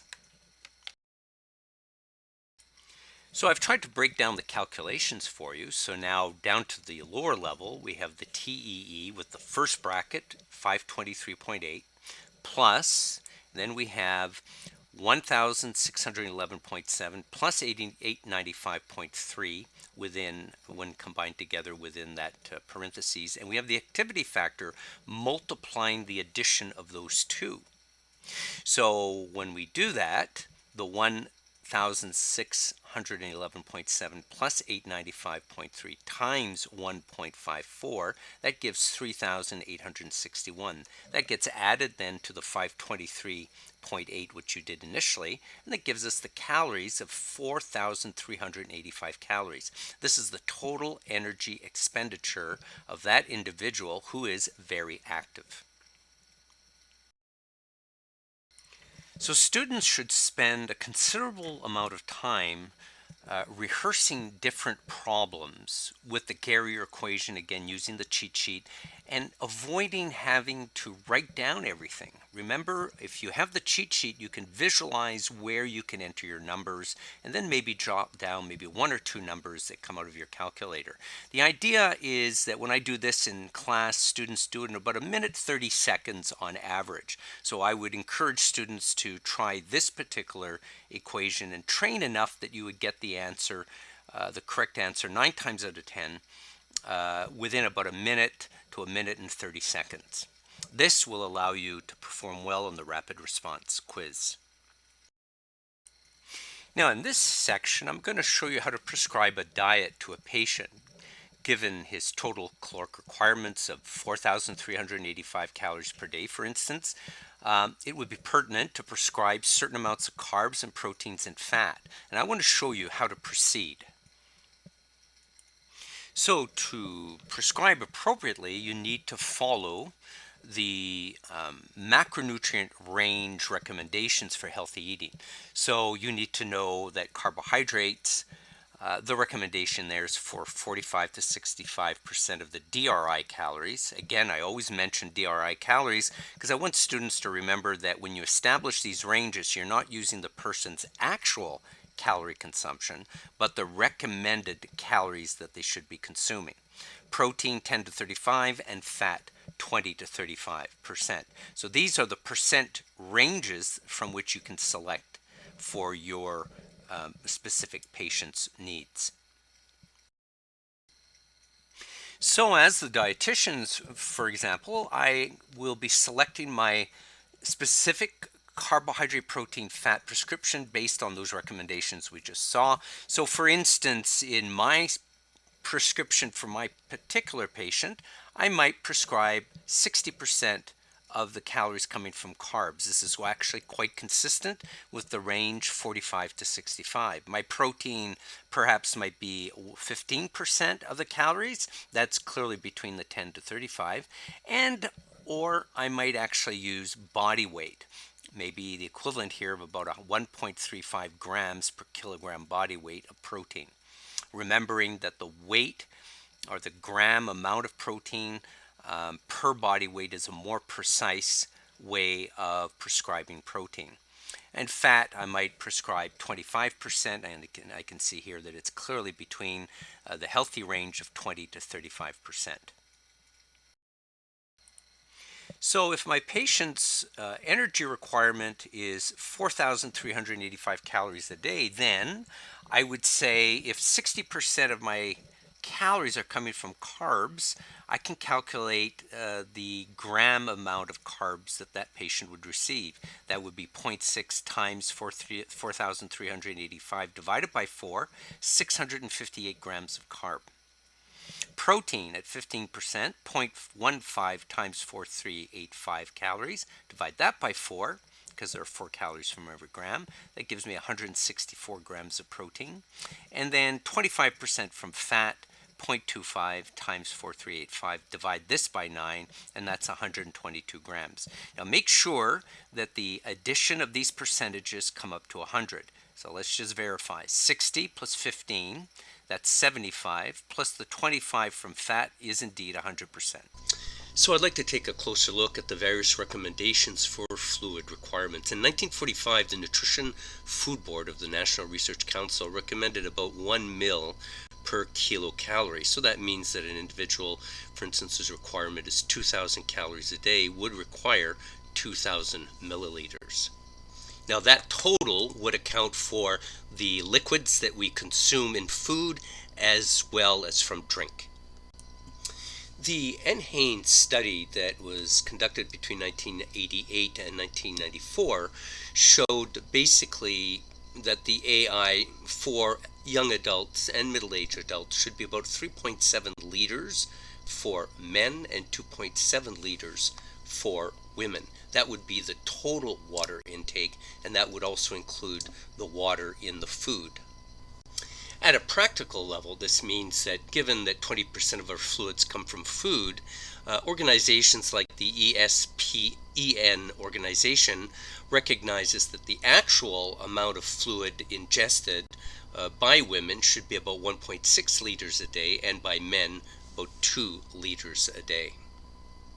So now let's take a closer look at these recommendations. If we look at the ranges of 2.5 to 3.7 liters for men and 2 to 2.7 liters for women, we know that this AI is referring to the total fluid requirement for the body, which includes fluids that we drink and the fluids that are found in the food. Is there a way to reconcile that with the ESPEN guidelines, which appear to be less, but which pertain to the actual fluid that we need to drink? So now if we estimate 80% of these liter volumes, we will derive the volume of fluid that we need to drink.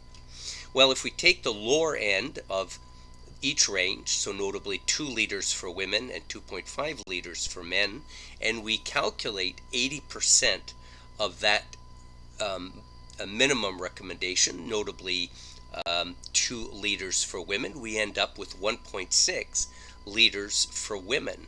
If we do the 2.5 liters and calculate 80%, we end up with 2 liters per day for men. So indeed, the AI and the ESPEN guidelines can be reconciled.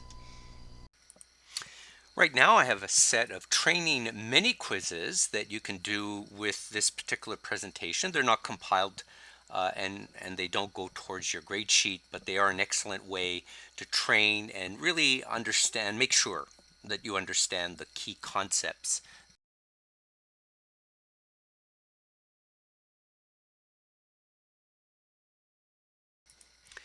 Identify below the recommended carbohydrate intake in order to meet the healthy macronutrient range for carbohydrate.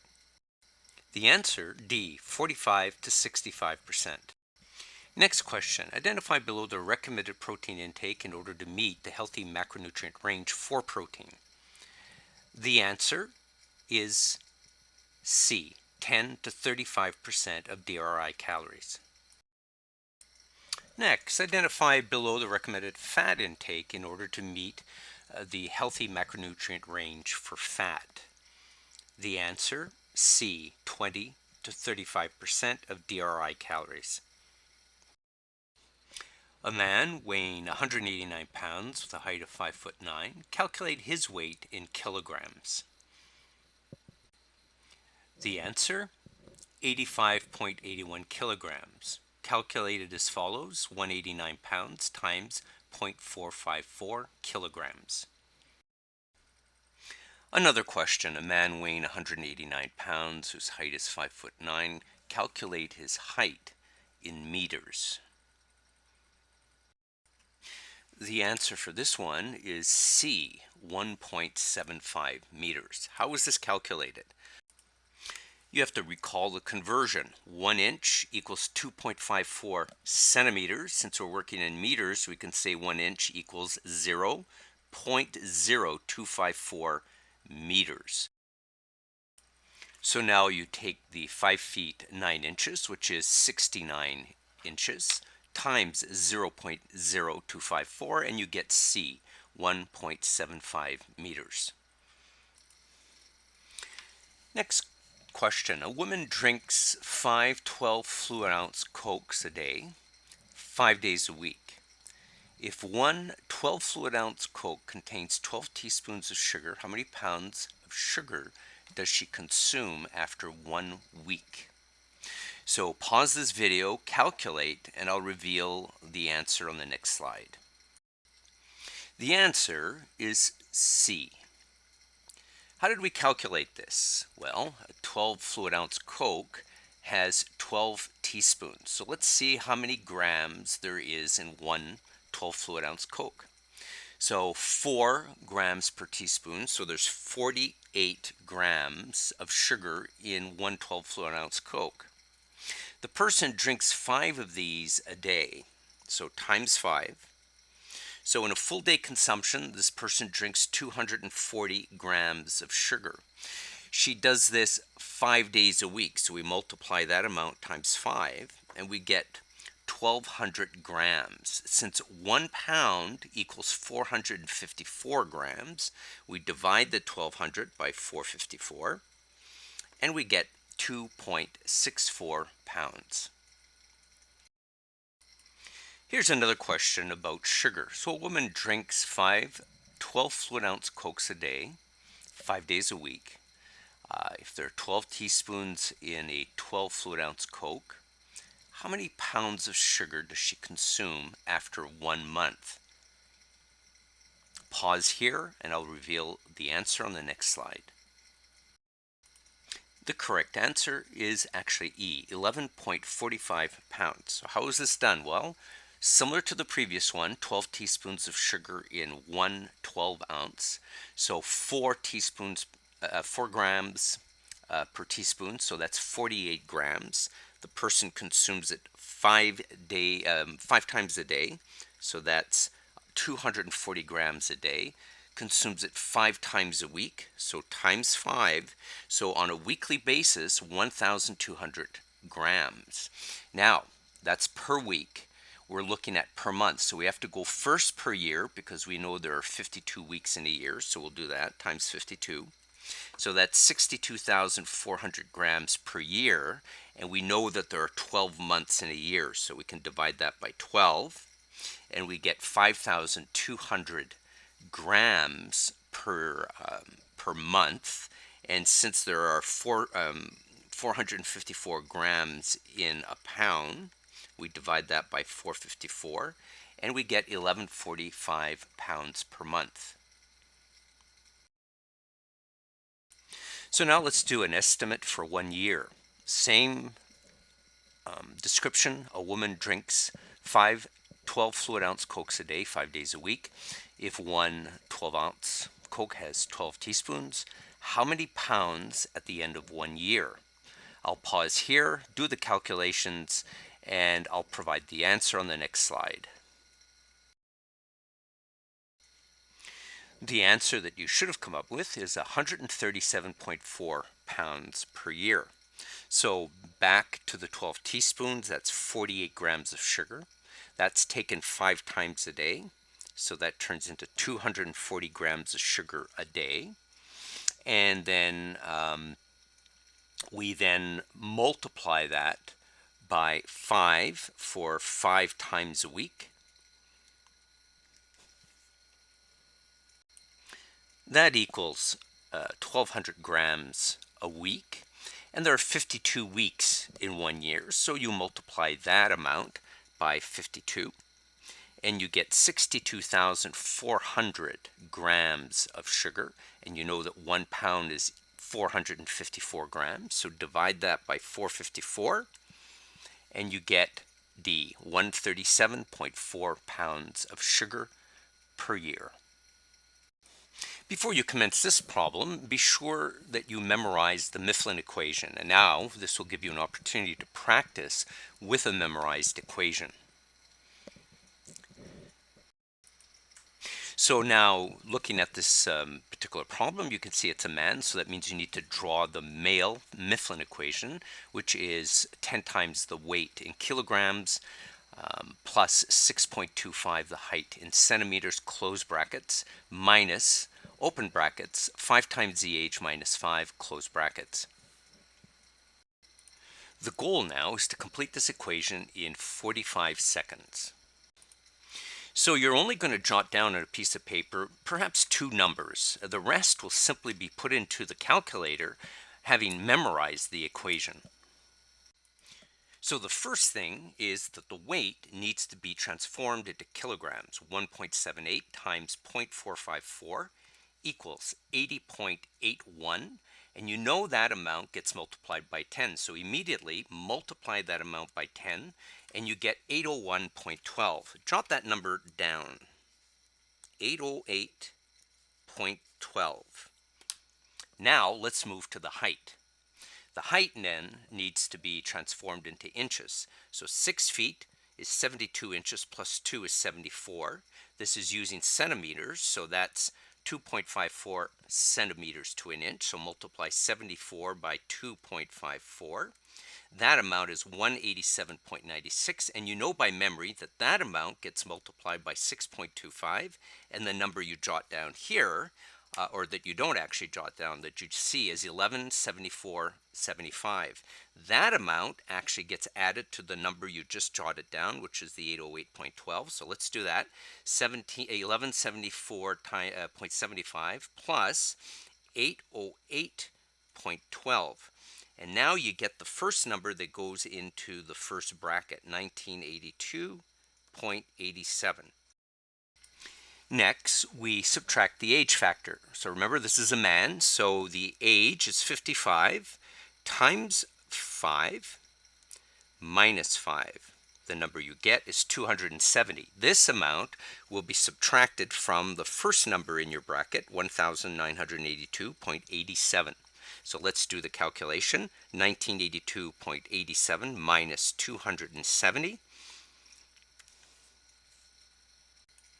The answer you should get is 1713, or 1713 kilocalories. This is the resting energy expenditure as determined by the Mifflin equation.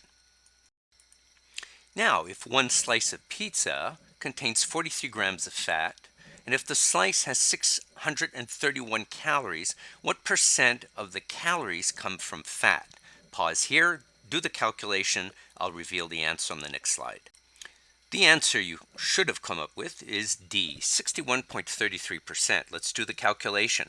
43 grams of fat. Remember, you can't do 43 over 631. They're two different units. So 43 grams have got to be transformed into calories, and that is done by multiplying by 9. So we have 387 fat calories divided by 631 total calories times 100. We get 61.33% D.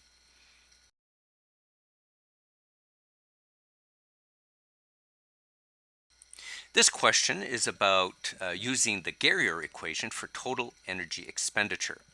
And I have here outlined the formula. What we know about the case is that it's a man who's 27 years old, whose weight is 173 pounds, whose height is 5'11", and whose activity factor we have here is equal to 1.27.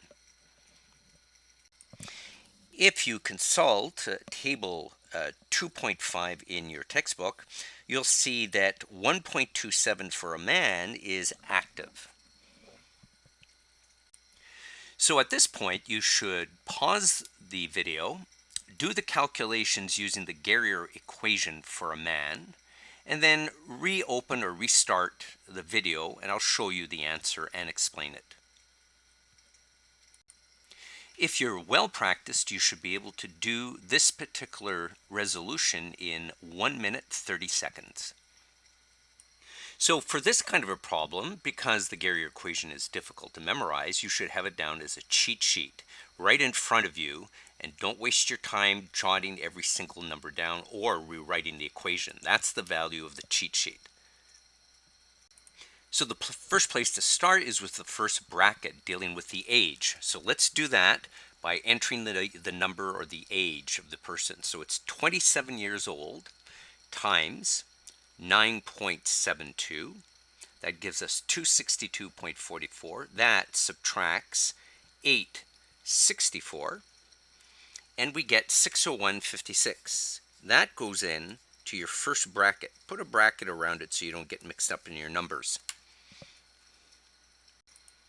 Next, we replace the PA by the actual activity factor, or AF. And so in the place of PA, we put 1.27, and that is going to multiply the summation of the weight and height factors.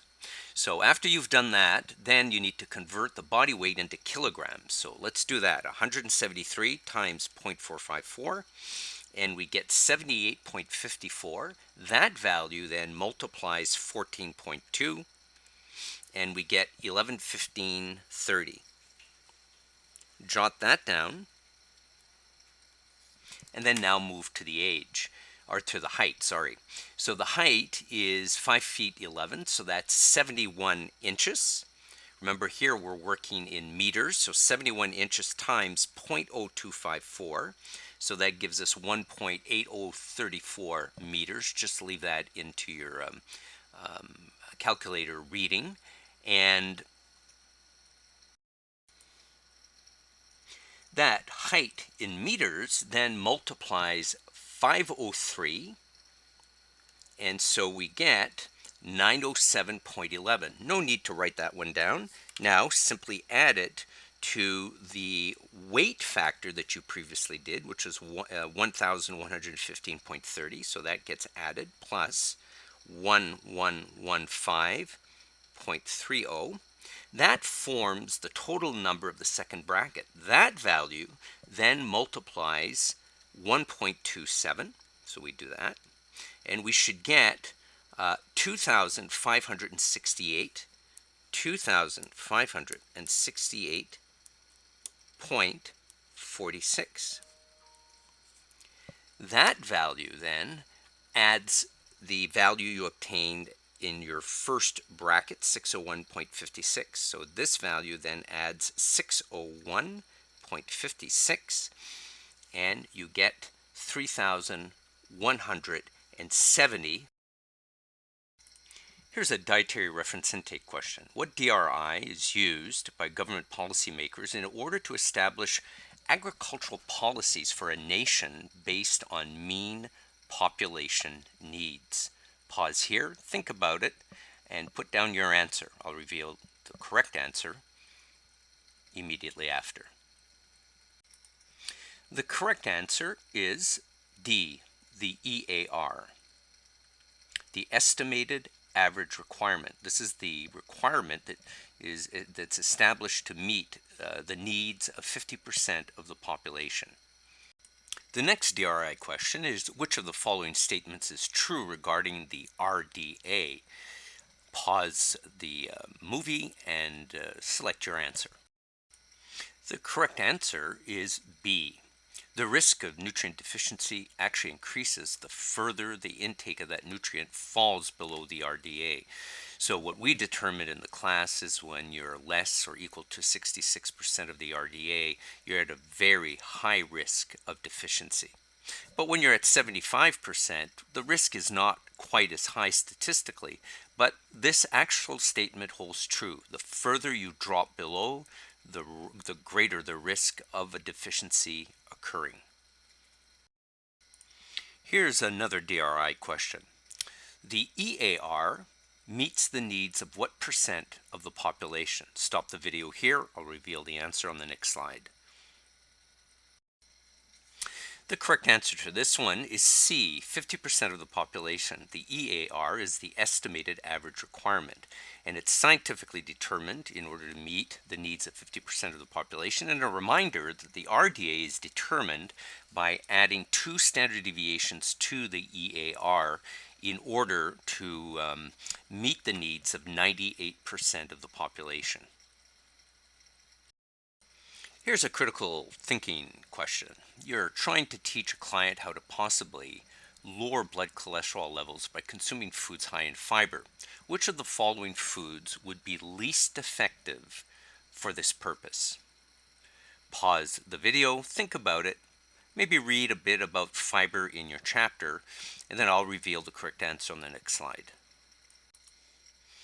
Because it's well recognized that soluble fibers are effective in decreasing cholesterol, we can identify whole wheat bread, which is mostly insoluble fiber, as being a food the least effective in bringing down blood cholesterol. Here's a question to see if you memorize the essential amino acids. If you haven't, go back to the earlier slides of this program and apply yourself to memorize all 9 of the essential amino acids. And in this question, correctly identify the list made up of only essential amino acids. Pause here, Review your material, select your answer, and I'll reveal the correct answer after the next slide. If you memorize that sentence correctly, then it should sound something like this. Lucy and Valerie, all three lied about having met for an historical, phenomenal trip. And we can see that and so Lucy is iso, or also Lucy, 3, Lucy, and phenylalanine for phenomenal. So B is the correct answer.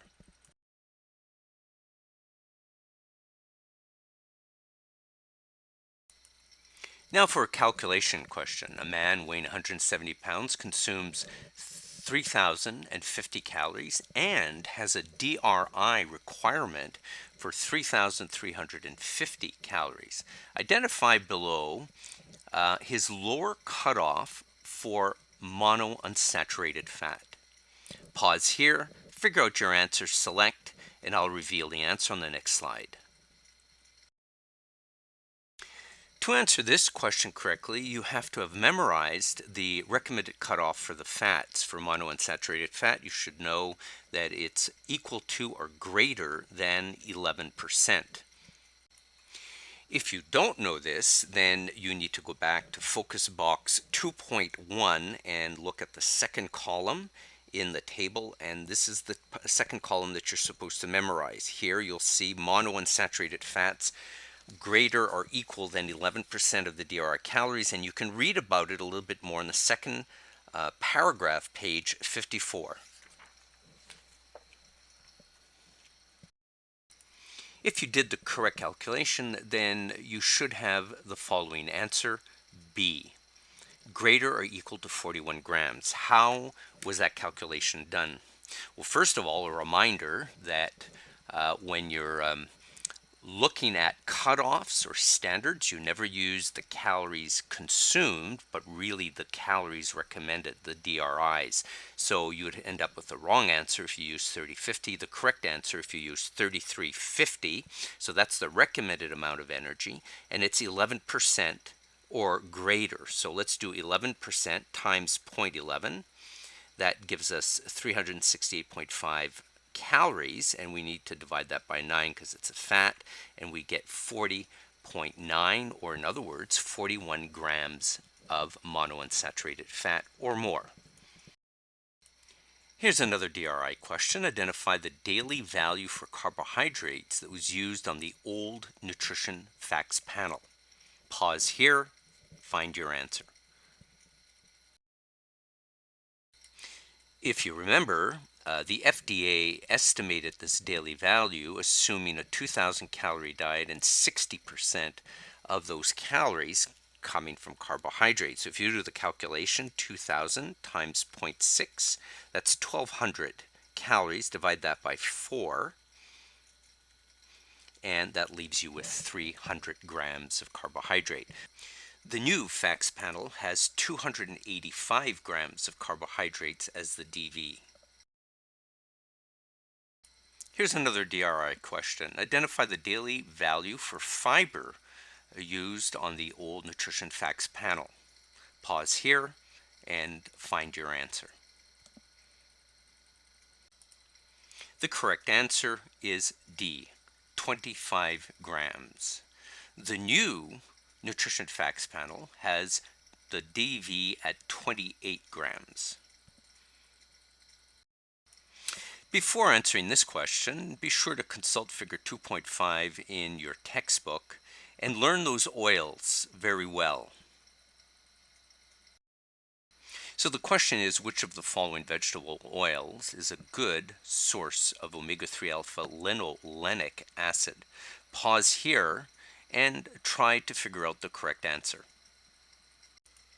In consulting figure 2.5, you should be able to remember here that flaxseed has the highest concentration of linolenic acid, the omega-3 fatty acid. So the answer is E. Omega-3 fatty acids that are found in flaxseed are also found in fish oils, and consequently they tend to be anti-inflammatory and antithrombotic, therefore decreasing the risk of cardiovascular disease. Now, by contrast, the omega-6 fatty acids, which are really the yellow oils, the oils that are rich in linoleic acid, these are pro-inflammatory once you start consuming more than 10% of the DRI calories. And so they tend to increase the risk of cardiovascular accidents through inflammation, or we call microinflammation. Now for another oil question. Which of the oils are rich in monounsaturated fats? Pause here and select your correct answer. You will note that the correct answer is E, B, and C. So beef tallow, even though it has a lot of saturated fat, actually has a significant amount of monounsaturated fat. And of course, the oil that has the most amount of monounsaturated oil is olive oil. Here's another oil question. Which of the oils are rich in monounsaturated fats? The correct answer is B, peanut oil, olive oil, and canola oil. If you're having trouble with this, memorize figure 2.5. You need to know this cold. Next question. What is the daily value for total fat used on the new Nutrition Facts panel? Pause here and determine your correct answer. You'll remember that the old Facts panel used to assume 30% of a 2,000 calorie diet. Now the new Facts panel assumes the upper level of healthy fat, which is 35% of a 2,000 calorie diet, and that is 78 grams. Here's an interesting assessment question regarding fiber. The Nutrition Facts panel on breakfast cereals indicate that one serving contains 3 grams of fiber. How would you rate that cereal based on our standard understanding of how to interpret the Facts panel? You'll recall that the new daily value for the new Facts panel is 28 grams. So 3 divided by 28 times 100 gives us approximately 11%. So this is considered a good source of fiber because it's between 10 and 19.9% of the daily value. The next question pertains to total sugar. The Nutrition Facts panel on a breakfast cereal indicates that one serving contains 16 grams of sugar.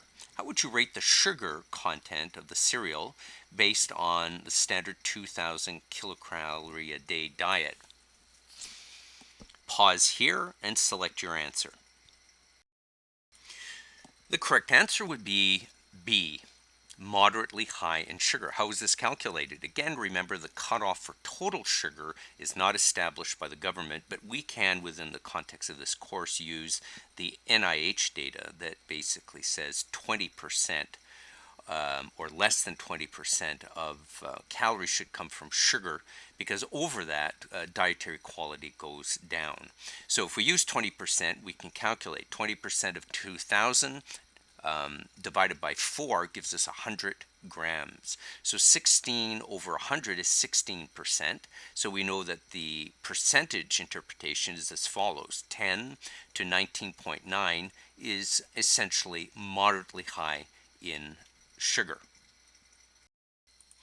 Here's a Mifflin equation. And here is specifically what you're trying to achieve is the resting energy expenditure of a 24-year-old woman with a weight of 223 pounds and a height of 5 foot 7 inches.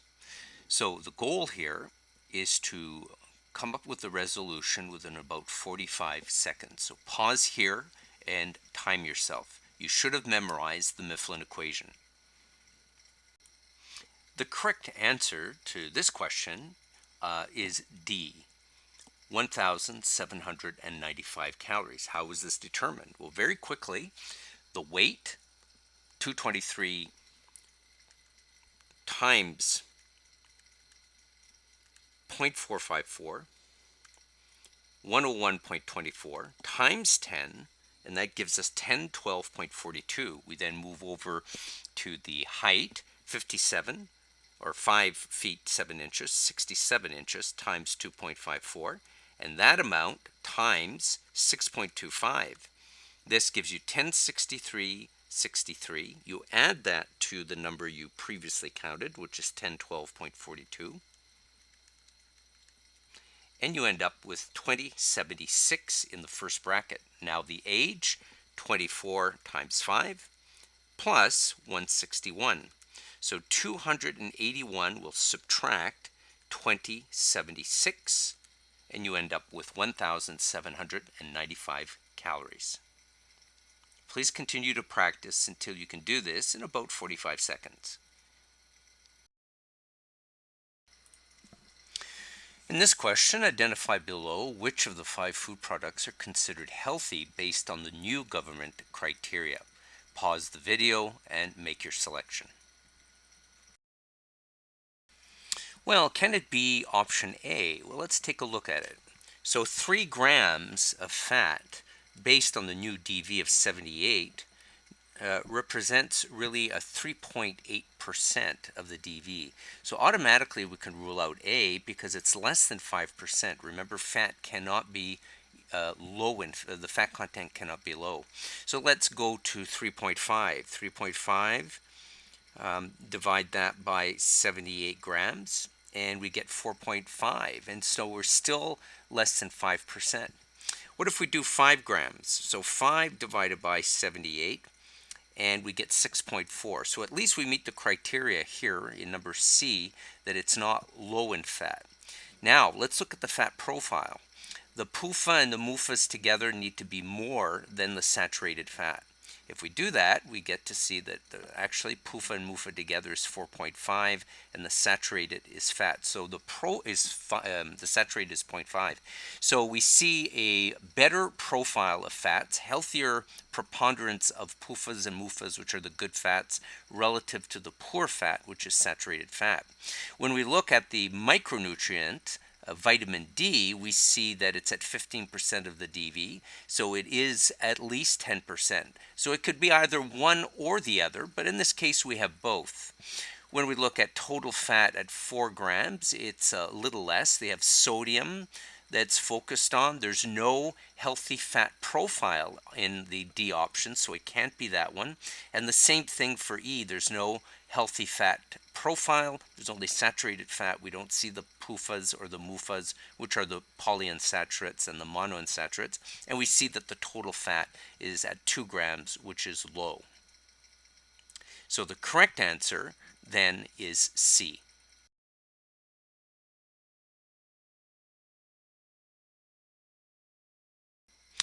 The next question is sort of a prescription question. A 38-year-old female client whose DRI calories is 2,544 calories a day is prescribed a diet containing 45% carbs, 20 protein, and 35% fat. Identify below the gram representation of that prescription.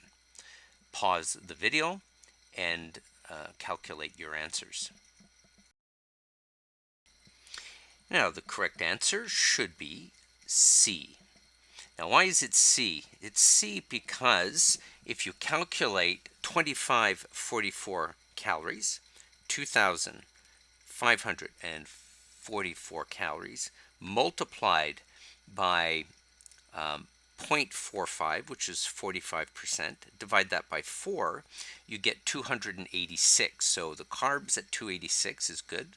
The protein then at 20%, we do the same calculation, 2544 times 0.2 divided by 4, and we get 127. So far, so good. And then we do fat at 35, so 0.35 times 2544, divide that by 9, and we get 98, or 99 if we round it up. And hence the correct answer is C. Here's a Mifflin equation, a time again to test your ability to resolve this in a timely manner. You're going to be referred to, though, to table 2.4 in your textbook for activity level. The activity level that's used here is going to be a light activity. And it's important also to recognize that you're not calculating here the REE with the Mifflin equation, but you're actually using the Mifflin equation and the activity factor to derive the total energy expenditure. So stop your video right here and then try to come up with the correct answer.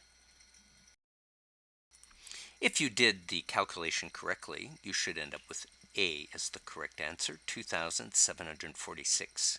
So let's see how this was done. And again, hopefully you've trained enough that you're able to get the results of this particular equation in about 45 to 50 seconds.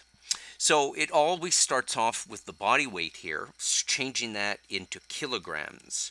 So if you did it correctly, you should get 101.24 kilos. That gets multiplied by 10, and so you end up with 1012.42 in your first calculation. And then you do the height, and the height in this case is 5'7" or 67 inches times 2.54, and that gives you 170.18 centimeters times 6.25, and you get 1063.62, which then adds your previous result of 1012.42, and you should get in that first bracket 2076. Now, you should do the age. This is a woman, so it's 24 times 5 plus 161. That's 281. So 281 will subtract 2076. The result should be 1,795. You multiply that amount. Remember, we're not doing the REE, but the TEE. So you multiply that REE amount by 1.53, which is the light activity, and you get 2,746 kilocalories.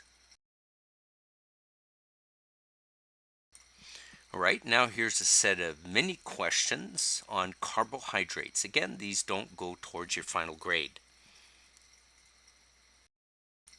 All right, the first question is to identify the disaccharide sugar that is mostly found in fruit. Remember, the key is that it's a disaccharide. So the correct answer is sucrose. Sucrose is indeed a disaccharide formed of glucose and fructose. Glucose is actually a monosaccharide, fructose is a monosaccharide, and lactose is a disaccharide formed of glucose and galactose. All right, identify the two monosaccharides that result from the activity of the digestive enzyme lactase on the sugar lactose. Stop your video here and select your answer. The correct answer should be D, galactose and glucose. Next question, which of the following monosaccharides are responsible for the sweet taste of fruit? Stop the video and select your answer. The correct answer is B, fructose. Fructose is indeed significantly more sweeter than glucose, and it is specifically the fructose that gives that prominent sweet taste. Here's the next question. Which of the following is not a complex carbohydrate? Stop the video and select your answer. So the correct answer is actually C, galactose. Galactose is a monosaccharide, so a one-unit sugar. Most fibers are actually complex carbs. Glycogen, even though it's in the muscle, is structured as a complex carb. And starches, as we know, the amylopectin and the amylose, these are actually complex carbs, complex starches. Now let's take a few minutes and do some fiber questions. So among the ingredients listed below, identify the one that consists mostly of insoluble fiber. Stop the video here, select your answer. If you remember, there are two types of fiber, insoluble and soluble. Insoluble fiber doesn't really absorb water, but it does draw water into the intestine. But because it doesn't solubilize in water, it doesn't have that ability to basically capture cholesterol. So the one that is the most insoluble is the wheat bran. The oat bran, the pectins, and the mucilage are all considered hydrocolloids, or soluble fibers that form a sort of a fermentation in the gastrointestinal gut. So in that sense, soluble fibers are fermentable, but insoluble fibers are not fermentable. Next question, identify the property that is associated with soluble fibers. Stop the video here and select your answer. The correct answer is C. They can lower the blood cholesterol. This is because they form hydrocolloids, or in other words, they are soluble to water, so they absorb the water, and in so doing, because of this solubility, they actually bind the cholesterol, and the cholesterol goes out into the fecal material. In fact, soluble fibers are viscous because of this solubility.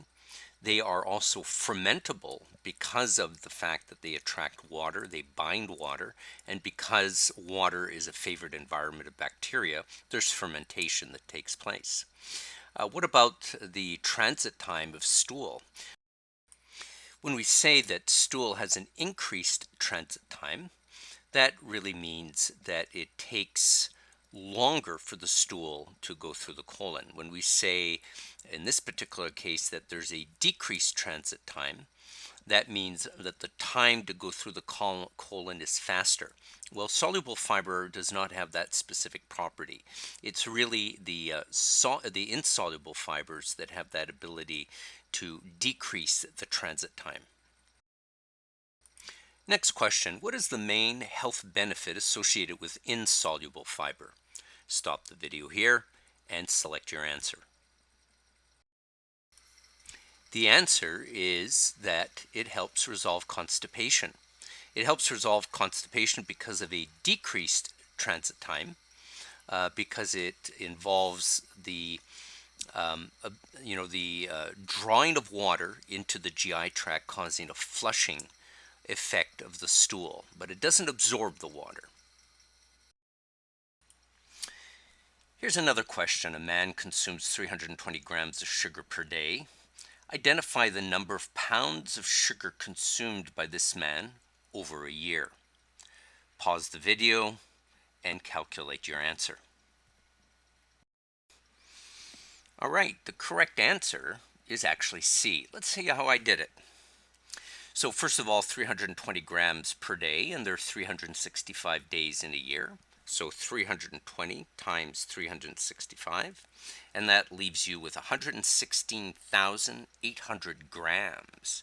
So you know that there are 454 grams in a pound, so therefore divide 116,800 by 454, and you get the answer, 257 pounds. Okay, this is the last question. A man consuming 1900 calories a day would be allowed no more than how many grams of total sugar per day if he followed the recommended total maximal sugar controlled diet? Pause here and calculate your answer. The correct answer is A. Let's see how I calculated that answer. So 1900 calories is what his DRI calories are, and we know simply that the maximal allowance for total sugar, as taught in this class, which is based on National Institute of Health data, is 20%. So let's calculate 20% of 1900 calories. So that's 1900 times 0.2, and we divide it by 4 because remembering that sugar is a carbohydrate, 4 calories per gram, and we get 95 grams. So this is the cutoff.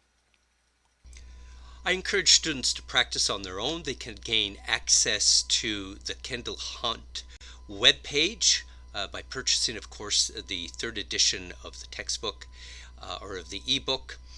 And this will give them, I think, a good hands-on opportunity to try out their mathematics, but then also try your own problems as well. It's just a matter of becoming familiar with these kinds of calculations so that in the quiz you may more efficiently complete the quiz without any, I would say, hesitations or difficulties with calculations.